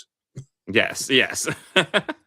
Because it didn't bother him. He doesn't engage in those things. I mean, you know, I actually wish I had just download the whole thing because I think I might have gotten rid of it for space. But like, he does do like this epic like hour rant where like he's literally lying about my family, but it's like a complete crash out trying to salvage that whole stream. Trying to. So you say that, but he doesn't engage in those kinds of things. So I find it very hard. True. He would make an hour-long video complaining about how he definitely didn't lose that debate. Mm-hmm. See, needs me to be this person, and therefore working backwards. Therefore, there's nothing that I can say to convince that person that otherwise. So I just don't care. Joe Music with a 2 cent. No, now I think about it's probably 3 years, but yeah, still, it's been a few years. I mean, leftists don't compromise. You in or you out. That's how they work. That's how they work. I think that's interesting. So leftists don't compromise. So like, if it comes to like lots of stuff, yeah. As someone who is frequently labeled a leftist, I will compromise. I won't compromise on ethics and morals. That's a line I draw. Well, he says it in a way that makes you think that people on the right do compromise. And yet he made a video a couple of weeks ago that we covered where he says, don't compromise on Epstein. Yeah. Because you're giving them, I think it was Epstein, because you're just giving in to them, even though they're on the correct side. It's their framing. So, or maybe it was ICE, but either way, he was saying don't compromise. So it's interesting that now he gives that position purely to leftists.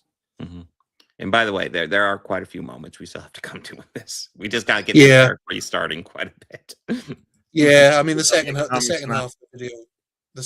the video is probably not worth watching because it's mostly him just complaining at chat how hard done by he is and how brilliant he is. But know the Lord, you don't. All right, I'm okay with you believing that. That works for me. Good luck. I think about it. Seth Noble says, think about this. Do you believe expressing your political views has benefited you or your family? Do I believe? Says, think about this. Do you believe expressing your political views has benefited you or your family? That's a tough question because I mean, there was a point in time where people came to me and my show was very lucrative for me because I was expressing my position. Thus put my family in a better financial situation. So I think maybe not for me, yes, that would be true. I can't say that's entirely true, but on average, politics is it's a corruptive thing. It's something that if you allow it to will make you a worse person. So for most folks, that's what it ends up doing, especially if you get obsessive over it. Now Rippers lives the best life by not going back and forth. Oh yeah, that was my y'all remember I made that as my my little vow. I ain't going back and forth with you. I'm living my best life. Yeah, that's like, yeah. I'm gonna be whatever someone wants me to be. There's nothing I can say that'll change that. I just don't care. Facing my comic trivia. I'm not interested. No, well, that's true. He's not interested in comics. It has anything to do with politics. That's true. Yes. Politics anyway. Nothing. No, well, no, Adam. What they're referencing is there's a old back when I used to do debates and stuff. I can't even remember what exactly at the time we were talking, and someone tried to derail the conversation by asking me a relevant question that they got from like they're monitoring a chat and they were like getting questions right while I'm arguing. You can see them like looking at it if you look at it. Ooh. Is that what was going on, Eric? That is 100% the opposite of what happened, as I'm sure you remember very clearly. I mean, I put the video together. You can see Eric monitoring his chat. Yeah, and I don't know if you've got that clip that maybe you can get before this is all done with, but in that conversation, and this is me purely going off my memory, so I wasn't even an active participant like Eric was, so he should remember it better than this, but you were asking him why Isom does what he does, and the best answer Eric could come up with was that his mother told him to. Yeah, his mother's going to yell at him if he doesn't. And so you wanted to naturally probe that further and find out exactly what his motivations were beyond that. And Eric didn't understand the question, as he often doesn't understand things. But so you brought up the example of Amazing Fantasy 15 as being a good example of a character's motivation. Let's talk about. Go back to ISOM. What about it? Are you asking? What specific? Wait. You've read Amazing Fantasy number 15, action? Right? What specific action are you asking? Pretending? No. I'm gonna get stuck on this one. You've read Amazing Fantasy number 15, right? Are you what? Let's talk about ISOM. You just asked me a question. Let's quit moving the goalposts. What specifically about the? Oh, looking at his chat to get the answer to a question, and there are plenty of people that don't know who Spider-Man is. Dipshit. Suffering Steve Ditko. How can you not know that Spider-Man first appeared in 1962's classic Amazing Fantasy number 15? I love his response, though. There are plenty of people who don't know who Spider-Man is. Yeah. I mean, globally, yeah. There's 8 billion sure. people. Yeah, but I think most people who are watching him would know who Spider-Man is. Most people who are familiar with comic books know who Spider-Man is. Most people who aren't familiar with comic books know who Spider-Man is. I just love the way he thinks that that's a subtle way of answering your question to try and make you look stupid. The truth out of you. But no need to say no homo. I'm raping you and your bro. Hating and faking, no. I just can't take it no more. So it made Dallas really look stupid, if nothing else. But yeah, just the ultimate turnaround. He sells his audience there that you were getting that question completely inorganically from chat, like you would bring that up just out of nowhere, apropos of nothing, when that's not what happened. And then he obviously knew the answer, which is why it took him 20 seconds to answer. Legacy characters, though, because legacy characters are a comic book tradition. New legacy character? What do you mean new legacy character? Are you talking about knockoff versions? Is that what you're referring to? Okay, so you understand what a legacy character is, right? Yes, I'm asking you for clarification. Can you answer what the question I just had? Well, I'm trying to understand how you are asking what a legacy character is. A legacy character is simply a character. Saying, what do you mean by new legacy character? If they're a legacy character, they wouldn't be new. What? No, legacy characters are characters that carry on the legacy. You understand that, right? Yes, I understand that, but if it's a legacy character, the character itself has been there and it's ingrained in comic books, as you just said. So what do you mean new? Because there are new characters created to add on to the legacy. Please don't tell me you're this dumb. He is, in fact, that dumb. Yes. Well, I mean, I feel like it's something they've been propagating. I'm not sure why, but like the idea that legacy character means like the original character. And it's like, that's not traditionally what that's been used for, ever. Certainly not in comics, where the tradition of legacy characters is a long one. And they asked me a very a non-related question, and I, as my rule is, I won't let you derail the conversation. We're talking about this. That's what we're going to continue to talk about. So yeah, it had nothing to do with the original what we were arguing. It was just like a Hail Mary, and that often happens when you're dealing with people that themselves are incapable of actually arguing, against the position. They basically, it's the effectively they're yelling squirrel is what's happening. John with a 5 says, how soon before the business book comes out? Order 2 copies. We put out like a Q2. That's roughly when it's coming out. Now with our new model, though, however, now we're going to be moving towards having actual release dates. We started the pre-order solicitation thing, and that's what we're doing. Wow. Well, yeah, that's what. And this is why, like, definitely at this stage of my life, especially at this age, I just don't care. Like, it's it's an impossible person to argue with. You're gonna argue with a person that's basically gonna say, "I'm going to, hey, we were talking about one thing, and because I either got caught or I don't want to argue this anymore, I am going to now switch gears mid-conversation. Now we should argue this." Like, listen, we were talking about character motivations in comic books, and I wanted to talk about character motivations in comic books. Yeah, why are you trying to change the subject? Yeah, that's wild. It's not worth your time. It's not worth your time.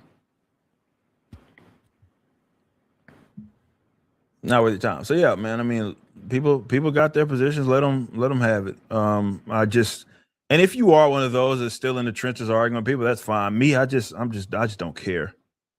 It was about you being the same as conservative, and one of the topics was about schools and the don't say gay bill. Yeah. It just went from that to, hey, random question. I guess I get caught up. That's how it works, bro. Well, no, and I have a feeling he knows that's wrong because I have a feeling he remembers it quite well. Yeah, it was not to do with the Don't Say Gay bill, which we did discuss that earlier, but no, we had moved on to ISOM. That's how it works.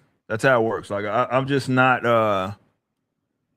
I don't engage, like, especially in real life. If I was ever arguing with someone and I would literally just be like, all right, bro, you got it, I'm out. Because it's not. That's funny as well, because that's not what he said to you at the very start of your conversation about engaging in real life. He really wanted to engage you in real life. He said you better not see him at a convention. Yeah. And he's like, well, I'm not threatening you, but better not see you at a convention. It's like, well, it really kind of sounds like a threat. I'm just saying. You're arguing with someone that's just trying to. They're not entering into the engagement, honestly. Do you have tips for new writers? And I do feel like what we're seeing is like obviously, like Katie did tile this, he copes over not knowing the significance, but like we're also, I feel like to a degree, seeing his internalized cope over what happened during that debate. Him trying to explain it to himself. I think we're that. I mean, he's definitely got a great capacity for rewriting his own history, as far as rewriting even the definition of language. He takes a word, uses it incorrectly, and then just says, no, that's what it means, because he's got his own Eric July dictionary. Mm-hmm. That is when it comes to comics. That's such a broad thing. I mean, I talk about a lot of this stuff in my book, but there's a lot of material out there that you can get. If you're talking about straight comics, like the actual craft of it, Eisner has a book. You got Stan Lee's How to Draw or Write Comics the Marvel Way. You got probably the best to me is Denny O'Neill's DC's Guide to Writing Comics, I believe is the name of it, something like that. That's the best work. Good luck finding it anywhere these days. I don't know. But yeah, that's a really, really good one. Like, that's, to me, that wasn't the question, Eric. He approaches it from, like, that's what I adopt. Yeah, but he can derail it. He was just telling us question how that works. Yeah. Somebody asked the question, what tips have you got for writers? And his is go buy some books about writing, because he doesn't have a clue. Clearly. No. If you've read his books, he doesn't. I mean, like, you ask any actual writer if they've got tips, they'll be able to come up with something. Yeah. Even if it's just keep writing. That's usually an easy one to throw out there. If you want to get better at writing, the best thing to do is keep writing. Yeah. Or if you want actual tips, Alan Moore's got some great advice about writers. What he says is read a lot. Yeah. Read good stuff and bad stuff. Read terrible stuff and see what they did wrong, which is great advice. Not go buy some other books, buy some other authors. They'll teach you how to write. Stan Lee's approach is like writing a script. When's the Thomas Sowell comic? I committed to that. Didn't realize that.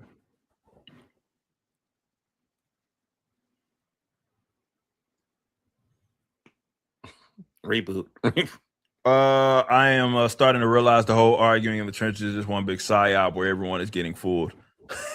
Well, it's just not. You got to understand what you're engaging in, right? I can totally understand why some people believe that maybe there's a chance that some third party that's viewing an argument online is going to get something from this aside from just pure entertainment, but may change their mind. But most of it's not actually conducive to actually having a legitimate, substantive conversation. Just not worth it. As far as now, I ain't talking about Peter Darker. It's a female one, I think from the UK or something like that. So now we have this other, this whole web of spider nonsense. I've said before, it's one of the worst mistakes Marvel had ever made. One of the worst mistakes Marvel has ever made was creating the Spider-Verse concept and then making a worldwide animated phenomenon that, like, how can he possibly believe the shit he's saying, dude? No Way Home and Spider-Verse, billion-dollar movies, exist because of Spider-Verse, what he calls nonsense. That's a mistake. Now you have a million Spider-Folk, which doesn't even make sense when you consider Peter's origin or anything. It doesn't even make any sense when you consider Peter's origin. Dude, it's a multiverse. I just like Dane's making a good point in this little video, but I just want to point out what book has that origin, Eric? What book was that, by the way? Just wondering. I mean, maybe he doesn't understand the concept of the multiverse, or maybe he does and he's just grifting. Who knows? The idea of a multiverse is not new. It's new to mainstream consciousness, for sure. Like, just pretty much Spider-Verse really introduced the idea of a multiverse, but you know, it's been around a few years now. It's been in a couple of billion-dollar movies. It's been in Loki. It's been in Doctor Strange and the Multiverse of Madness. It's right there in the title. To say that it doesn't make any sense to have multiverse versions of a character is to fundamentally misunderstand the modern state of comics and comics media. Flat out. Pretty much. We've done it. I mean, comics have been doing multiverses. Mm-hmm. When was Infinity Crisis? I mean, or Crisis on Infinity Earth. Yeah. I figured that's what you meant. It's been a while. Yeah. Different videos talking about the concept of token. I mean, if we want to talk about even modern day, what's like the best-selling book right now? It's freaking Absolute Batman, which is just killing the numbers. And it's literally an alternate reality Batman. I figured I'd do a dedicated video explaining what exactly it is and the issues that stem from it. Instead of going back and forth with some brainlet in the comment section, just send them this video and call it a day. There wasn't even a Webster's Dictionary entry for tokenism when I first started using it in videos. I do not care what you personally think that it is or that you think I should use a different term. Not important. So let me define tokenism first and foremost in this context. Wow, what a postmodernist. Words don't matter? Crazy. Tokenism is the gender, race, or sexuality change of a pre-established character. We call this tokenism because it's usually only done one direction and it's purposeful and with intent. Once that tokenism occurs, we call that manifestation a tokenization, and it doesn't matter if there's a supposed mantle at play. There's Oh, okay. So all right, okay, it makes sense. Okay. Now it all makes sense. My original definition of what his definition of tokenism is correct.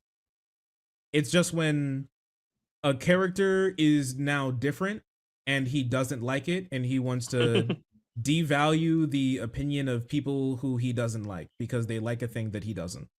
All right, good to know. We've done it. Based in epic build. So this, and I think, I don't know, I just think this is really funny. Pick a word, make up a definition for it that nobody else uses, then get mad when other people try to correct you on the word, then say the word doesn't matter, but then call them dumb for not agreeing with your definition of the word because that's how you use the word, I guess. I feel like an argument could be made that's half of Eric July's channel. Yep. Got a couple other clips from a mysterious benefactor here who's just dropping clips in here. I don't know who it could be though. So I was asking to just give me a character motivation for Isom. Why does he go? So why does he look for Jasmine? Because his sister asked him to do it. All right. So why does he say yes? Because he cares about his family, specifically considering that this is a family friend. And he knows that his mother would chew his ass out in the event that's all explained in the text. So he's literally just looking for this girl because his mom would chew him out if he didn't? Yes. Brilliant. Just absolutely brilliant. So Nothing. So weird, though, that Eric seems to think at that point that you were talking about the Don't Say Gay bill when you clearly weren't. Yeah. You were talking about character motivations. No, that was about the Don't Say Gay bill. You didn't catch that? I missed it. I must have Yeah. tuned out. A million spider folk, which doesn't even make sense when you consider Peter's origin. I define everybody that's not Peter Parker as an unoriginal Peter Parker. Talking about Peter Darker. Fun fact. Eric used to like the character, even saying he's more than just a black Peter Parker, but he changed his tune when he found out he could make more money pandering to racist comic book fans who hate Miles Morales. You're just actively making shit up, ha ha ha. Did you used to like him? Not judging or whatever. Just curious. No. Do you like Miles Morales then? No. Yeah, some characters have been written decently that are of different races and have suited up in the suit of a hero or a version of that hero. One of the more obvious is Miles Morales as Spider-Man. You're just actively making shit up, ha ha ha. Miles Morales has his own background. This is far better than just simply making Peter Parker a black guy. Talking about Peter Darker. But Miles is an exception, make no mistake. I define everybody that's not Peter Parker as an unoriginal Peter Parker. And it will always be preferable to have another character with his own unique skill set, unique art. This is far better than just simply making Peter Parker a black guy. So here's the last little clip we have here, but this is not something you can find on Eric's channel anymore. He left it up for a while though, but I have a segment of it on my video, but like this is the post-debate Eric discussion, which it tells you a lot. For me when I watch this, it's like at first it kind of offended me because he's pretty much just lying about me. But the more I thought about it, the more I realized it's a pure cope session. He has to reframe the whole fucking thing. By pretty much lying about me, but yes. And consider how soft your bitch ass is. You hear his voice? Consider how soft his bitch ass is. Of course she left your bitch ass. And obviously I don't even like to get like that, but he the one coming at me like, these are libelous claims, homie. These are libelous claims. Libelous claims. Right? You can't go around telling people they frauding people. That's a problem, homie. So everything, gloves off, everything. Is fair game. You can't fucking go around talking like that, man. You in a shitty situation. You can't take care of your kids. You're not in a position to take care of your kids. You couldn't even give them. Wait, when did I say I can't take care of my kids? I do take care of my kids. That's interesting. Well, I imagine the reason you can't take care of your kids now is because you libeled him and he must have sued you into oblivion if you definitely libeled I'm still waiting to get sued into oblivion, but not yet. No. Yeah, I merely say that I was divorced. That was it. Fucking a shared parent household. You couldn't even do that for your fucking children. And you talking about me. And you don't take care of yourself. You 5'11", 200, meaning you fat. Because you're not athletic. It's one thing if you're carrying it like this, right? Because I'm only an inch taller than you, right? It's one thing if you're carrying it like this. If you carry it like this, bet. But you're not built like that. For full context, during the debate, he asked me how tall I was, and it was really weird. But I was like, okay, I'm 5'11" and 200, and he's like, well, I'm 6. What? He's like 6 foot and 215. It's like, so like around the same ratio, really. But there ain't no fucking tank tops because you ain't built like that.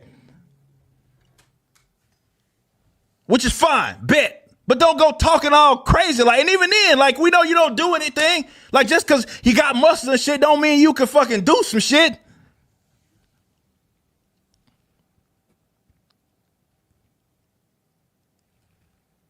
See, what? Go, what you talking about? What are you fucking talking about? What the fuck are you talking about? What? And I'm bulking, son. Like I ain't even hit peak performance yet. I ain't even hit peak performance. I'm not gonna lie, it's really nice people laugh at that now. I didn't mean to take it down. I just meant to pause it. But I haven't even hit peak performance. I'm just getting started. What are you talking about? What boy? What the boys talking about? Hold up. What the boys talking about? What them boys talking about? What y'all talking about? as Ed from Pop Counterculture framed, this is what winning looks like.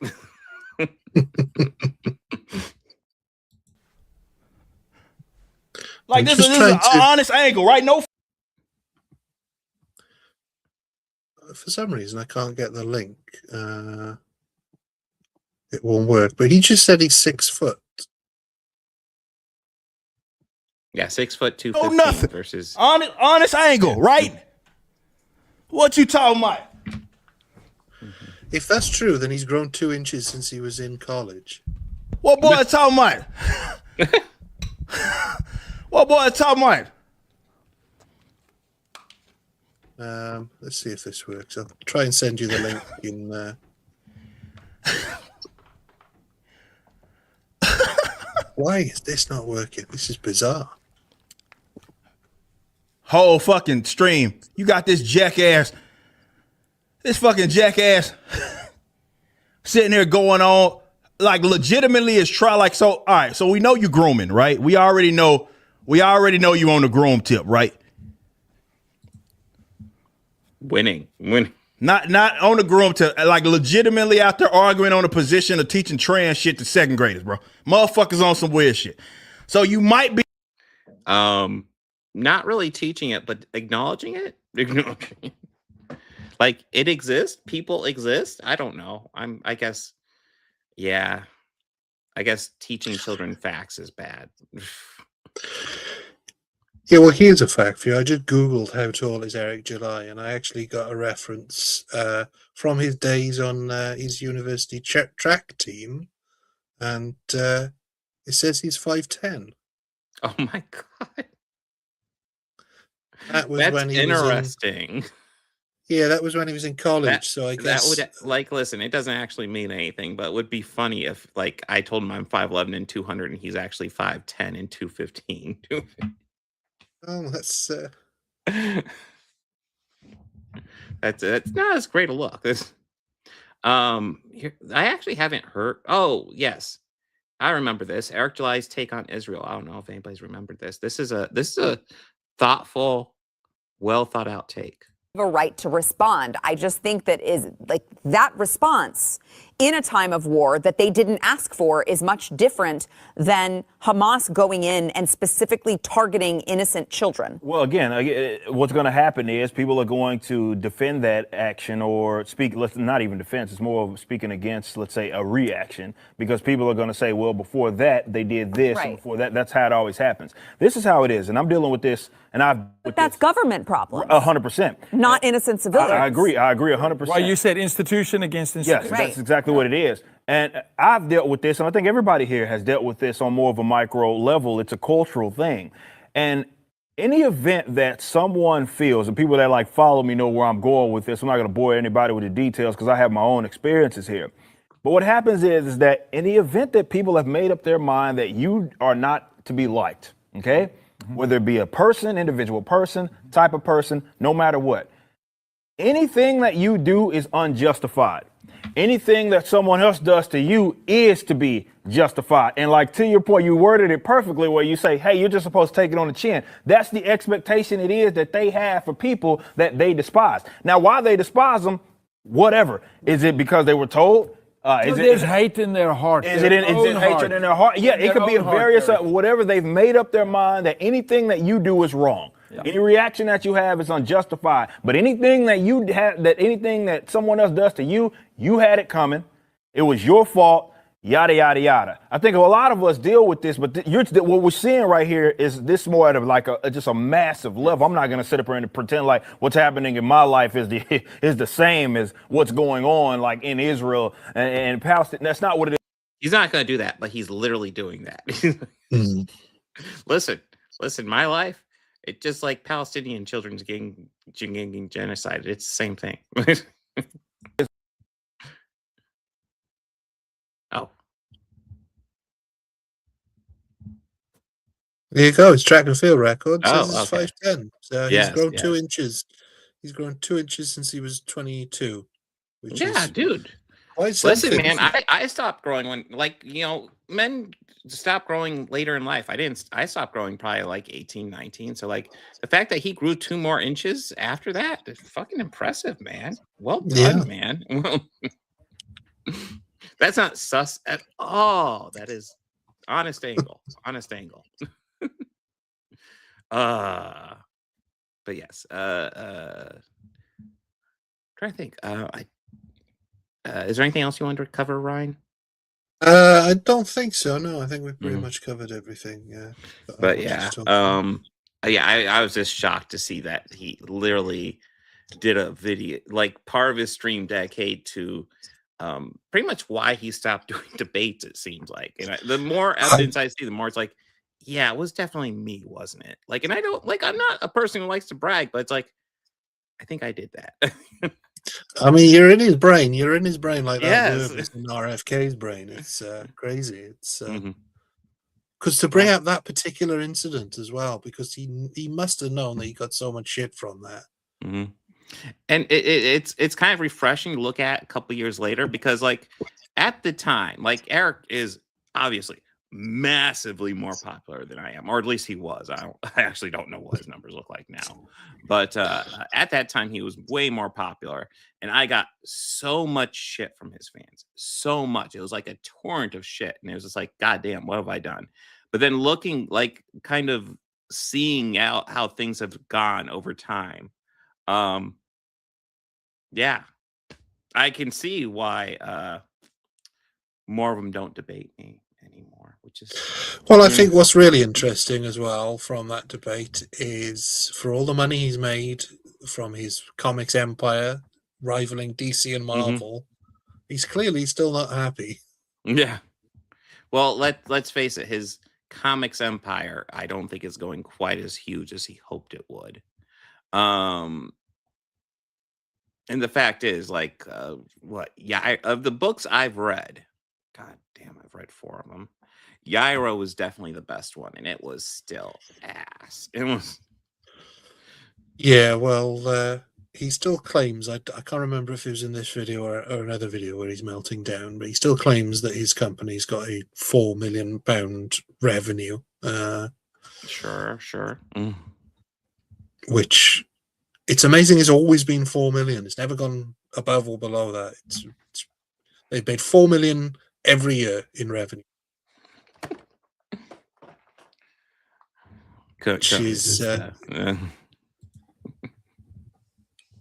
Which is quite a thing, especially considering the sales have declined. So, and also that's revenue. That's not. Not net. But then he's such a good businessman. It's probably pronounced business. Yeah. Beg your pardon. Okay, yeah, an argument can be made for Albacore. Listen, Chuck Dixon is not nearly as good a writer as he used to be, but he's still way better than Eric July. Like, holy shit. He's still insane. But yeah. Well, from what I've seen as well, getting all of his pals in to do Saints and Sinners didn't go that great, because that's an awful book from start to finish. Are you actually familiar? Because I haven't gone over it. I would be. I've seen enough of it to know that it's bad. They're all pretty badly written.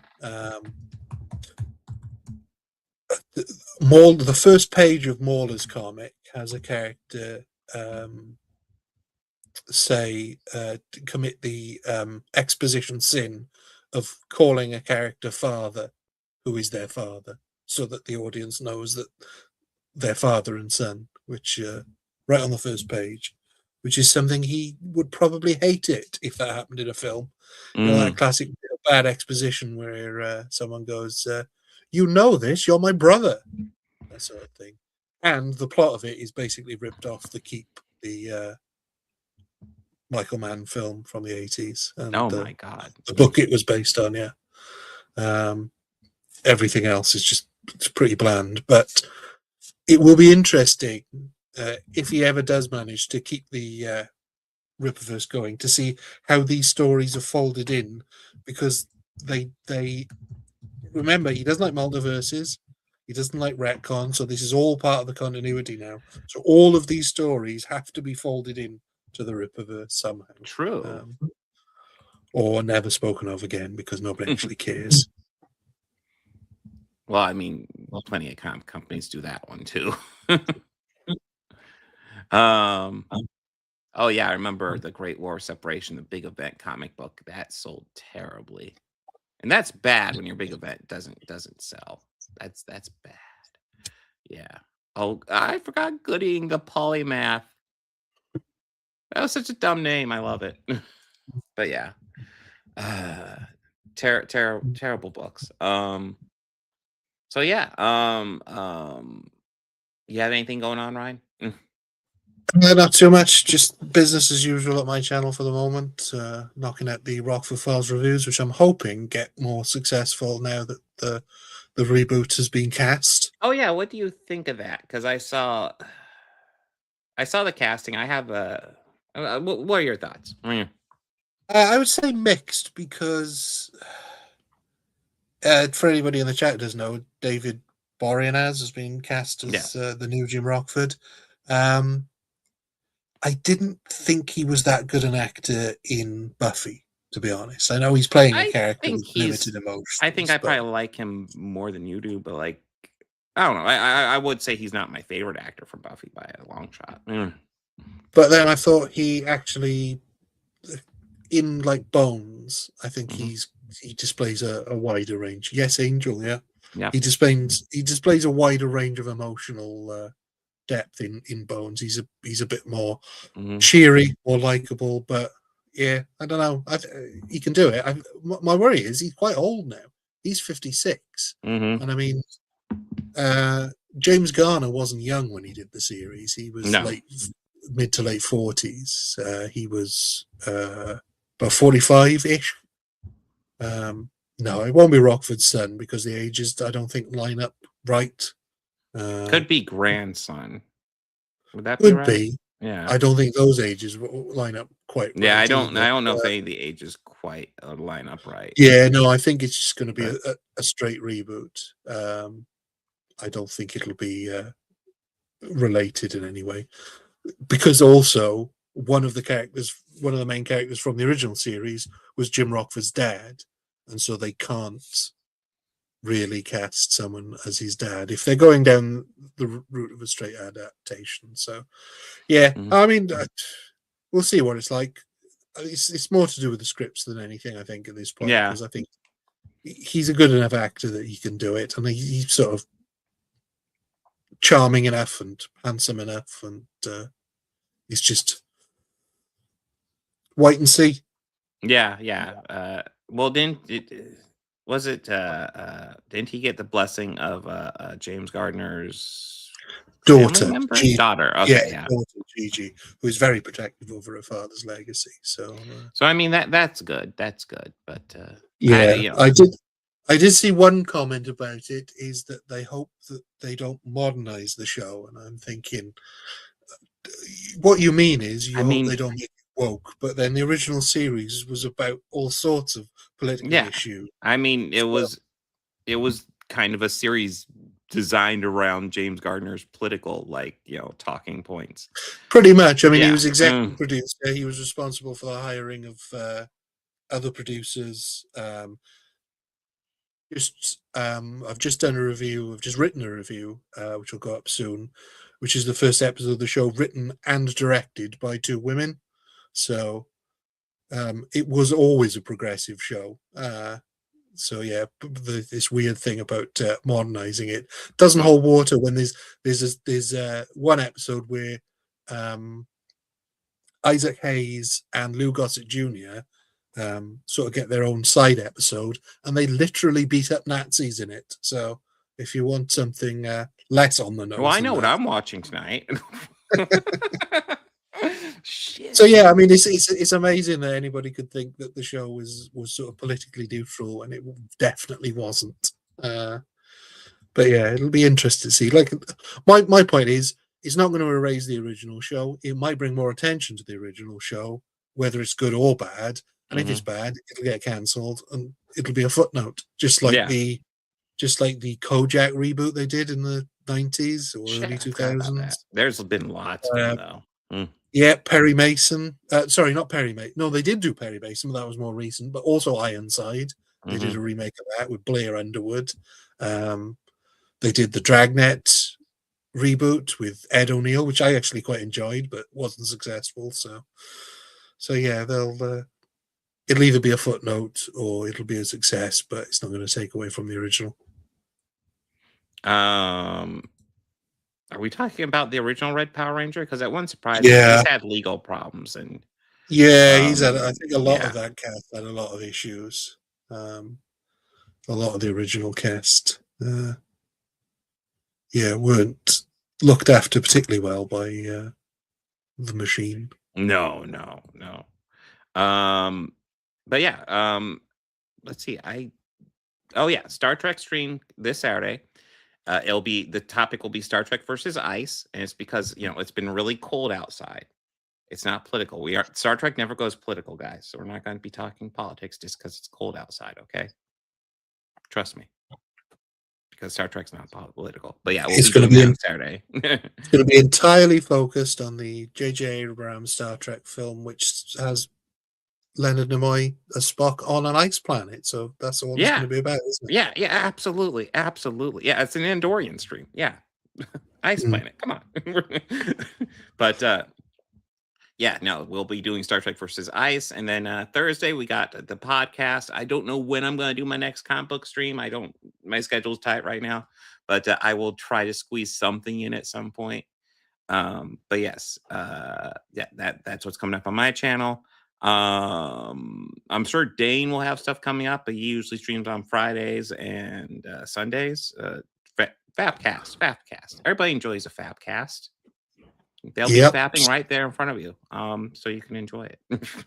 Subscribe to Eric's Debunks, Eric's Reloaded, the Modern Audience. Oh, Dane's taking a little bit of a break. He is having technical issues, but yeah, Star Trek is a political masterpiece.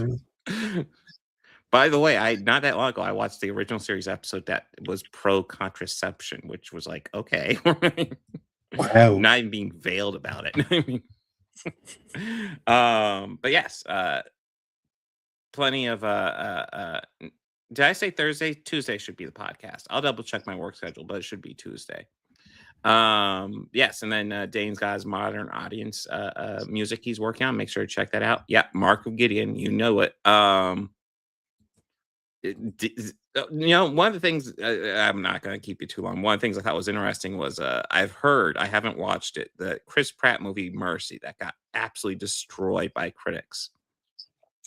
One of the elements in it, and it was presented as a good thing, was that like people were being put into sanctuary districts for them, for their help, to help them. The people who are underclass were like, we're putting them in sanctuary districts to help them out, and they literally called it that. And I'm literally thinking of Deep Space Nine and how like this movie is trying to push that as a positive thing, whereas that's literally the dystopian thing in fucking Star Trek. No spoilers. Well, we will get to it. But yes, guys, thank you so much for watching us. Hold on, let me actually load up something I just made.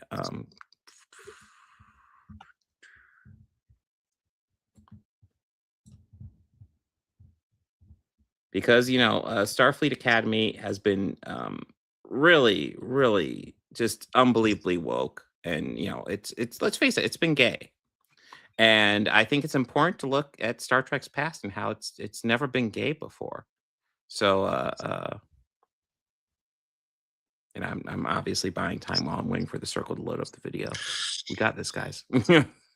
Yeah, and I know people have been complaining about it because it wasn't brilliant from the start, but little secret, Star Trek's never been that great in the early days of any series. The original series was okay at the start. The original series was okay, yeah, but I think got better or hit its stride after a few episodes. I mean, let's not forget that they did 2 pilots that were unproduced. Sorry, not unproduced, and honestly, both didn't go anywhere, in my opinion. But yeah, so they 3 times they tried to start that show, and then the first 2 series of Next Generation is the season 2. I think it's a bad rap. It's not great, but it's got really great episodes in it. Season 1 is shit. And the Next Generation has also got the worst episode of Star Trek that can possibly be produced. Yeah. I don't even need to say it, do I, Bob? It's we all know which one it is. It's the racist one. God damn, where is the video? This thing's killing me. I mean, DS9. To be fair to DS9, that first season probably hit its stride more quickly than any other. Yes. I mean, Deep Space Nine, I think an argument can be made. Deep Space Nine has one of the best season 1 episodes ever with Duet. That episode is fucking insanely good. But they were also recycling unused TNG scripts at that time. Yeah, there was that going on too. And, Voyager again. Not they got better at the starts as they went along. But anyways, guys, like and subscribe to the channel. We got nothing but media over here. I'm, of course, Organized Chaos. Actual Fandom is floating around somewhere. Make sure to like and subscribe, as well as Eric Debunks. Modern Audiences out there. And just to remind you of when Star Trek wasn't gay.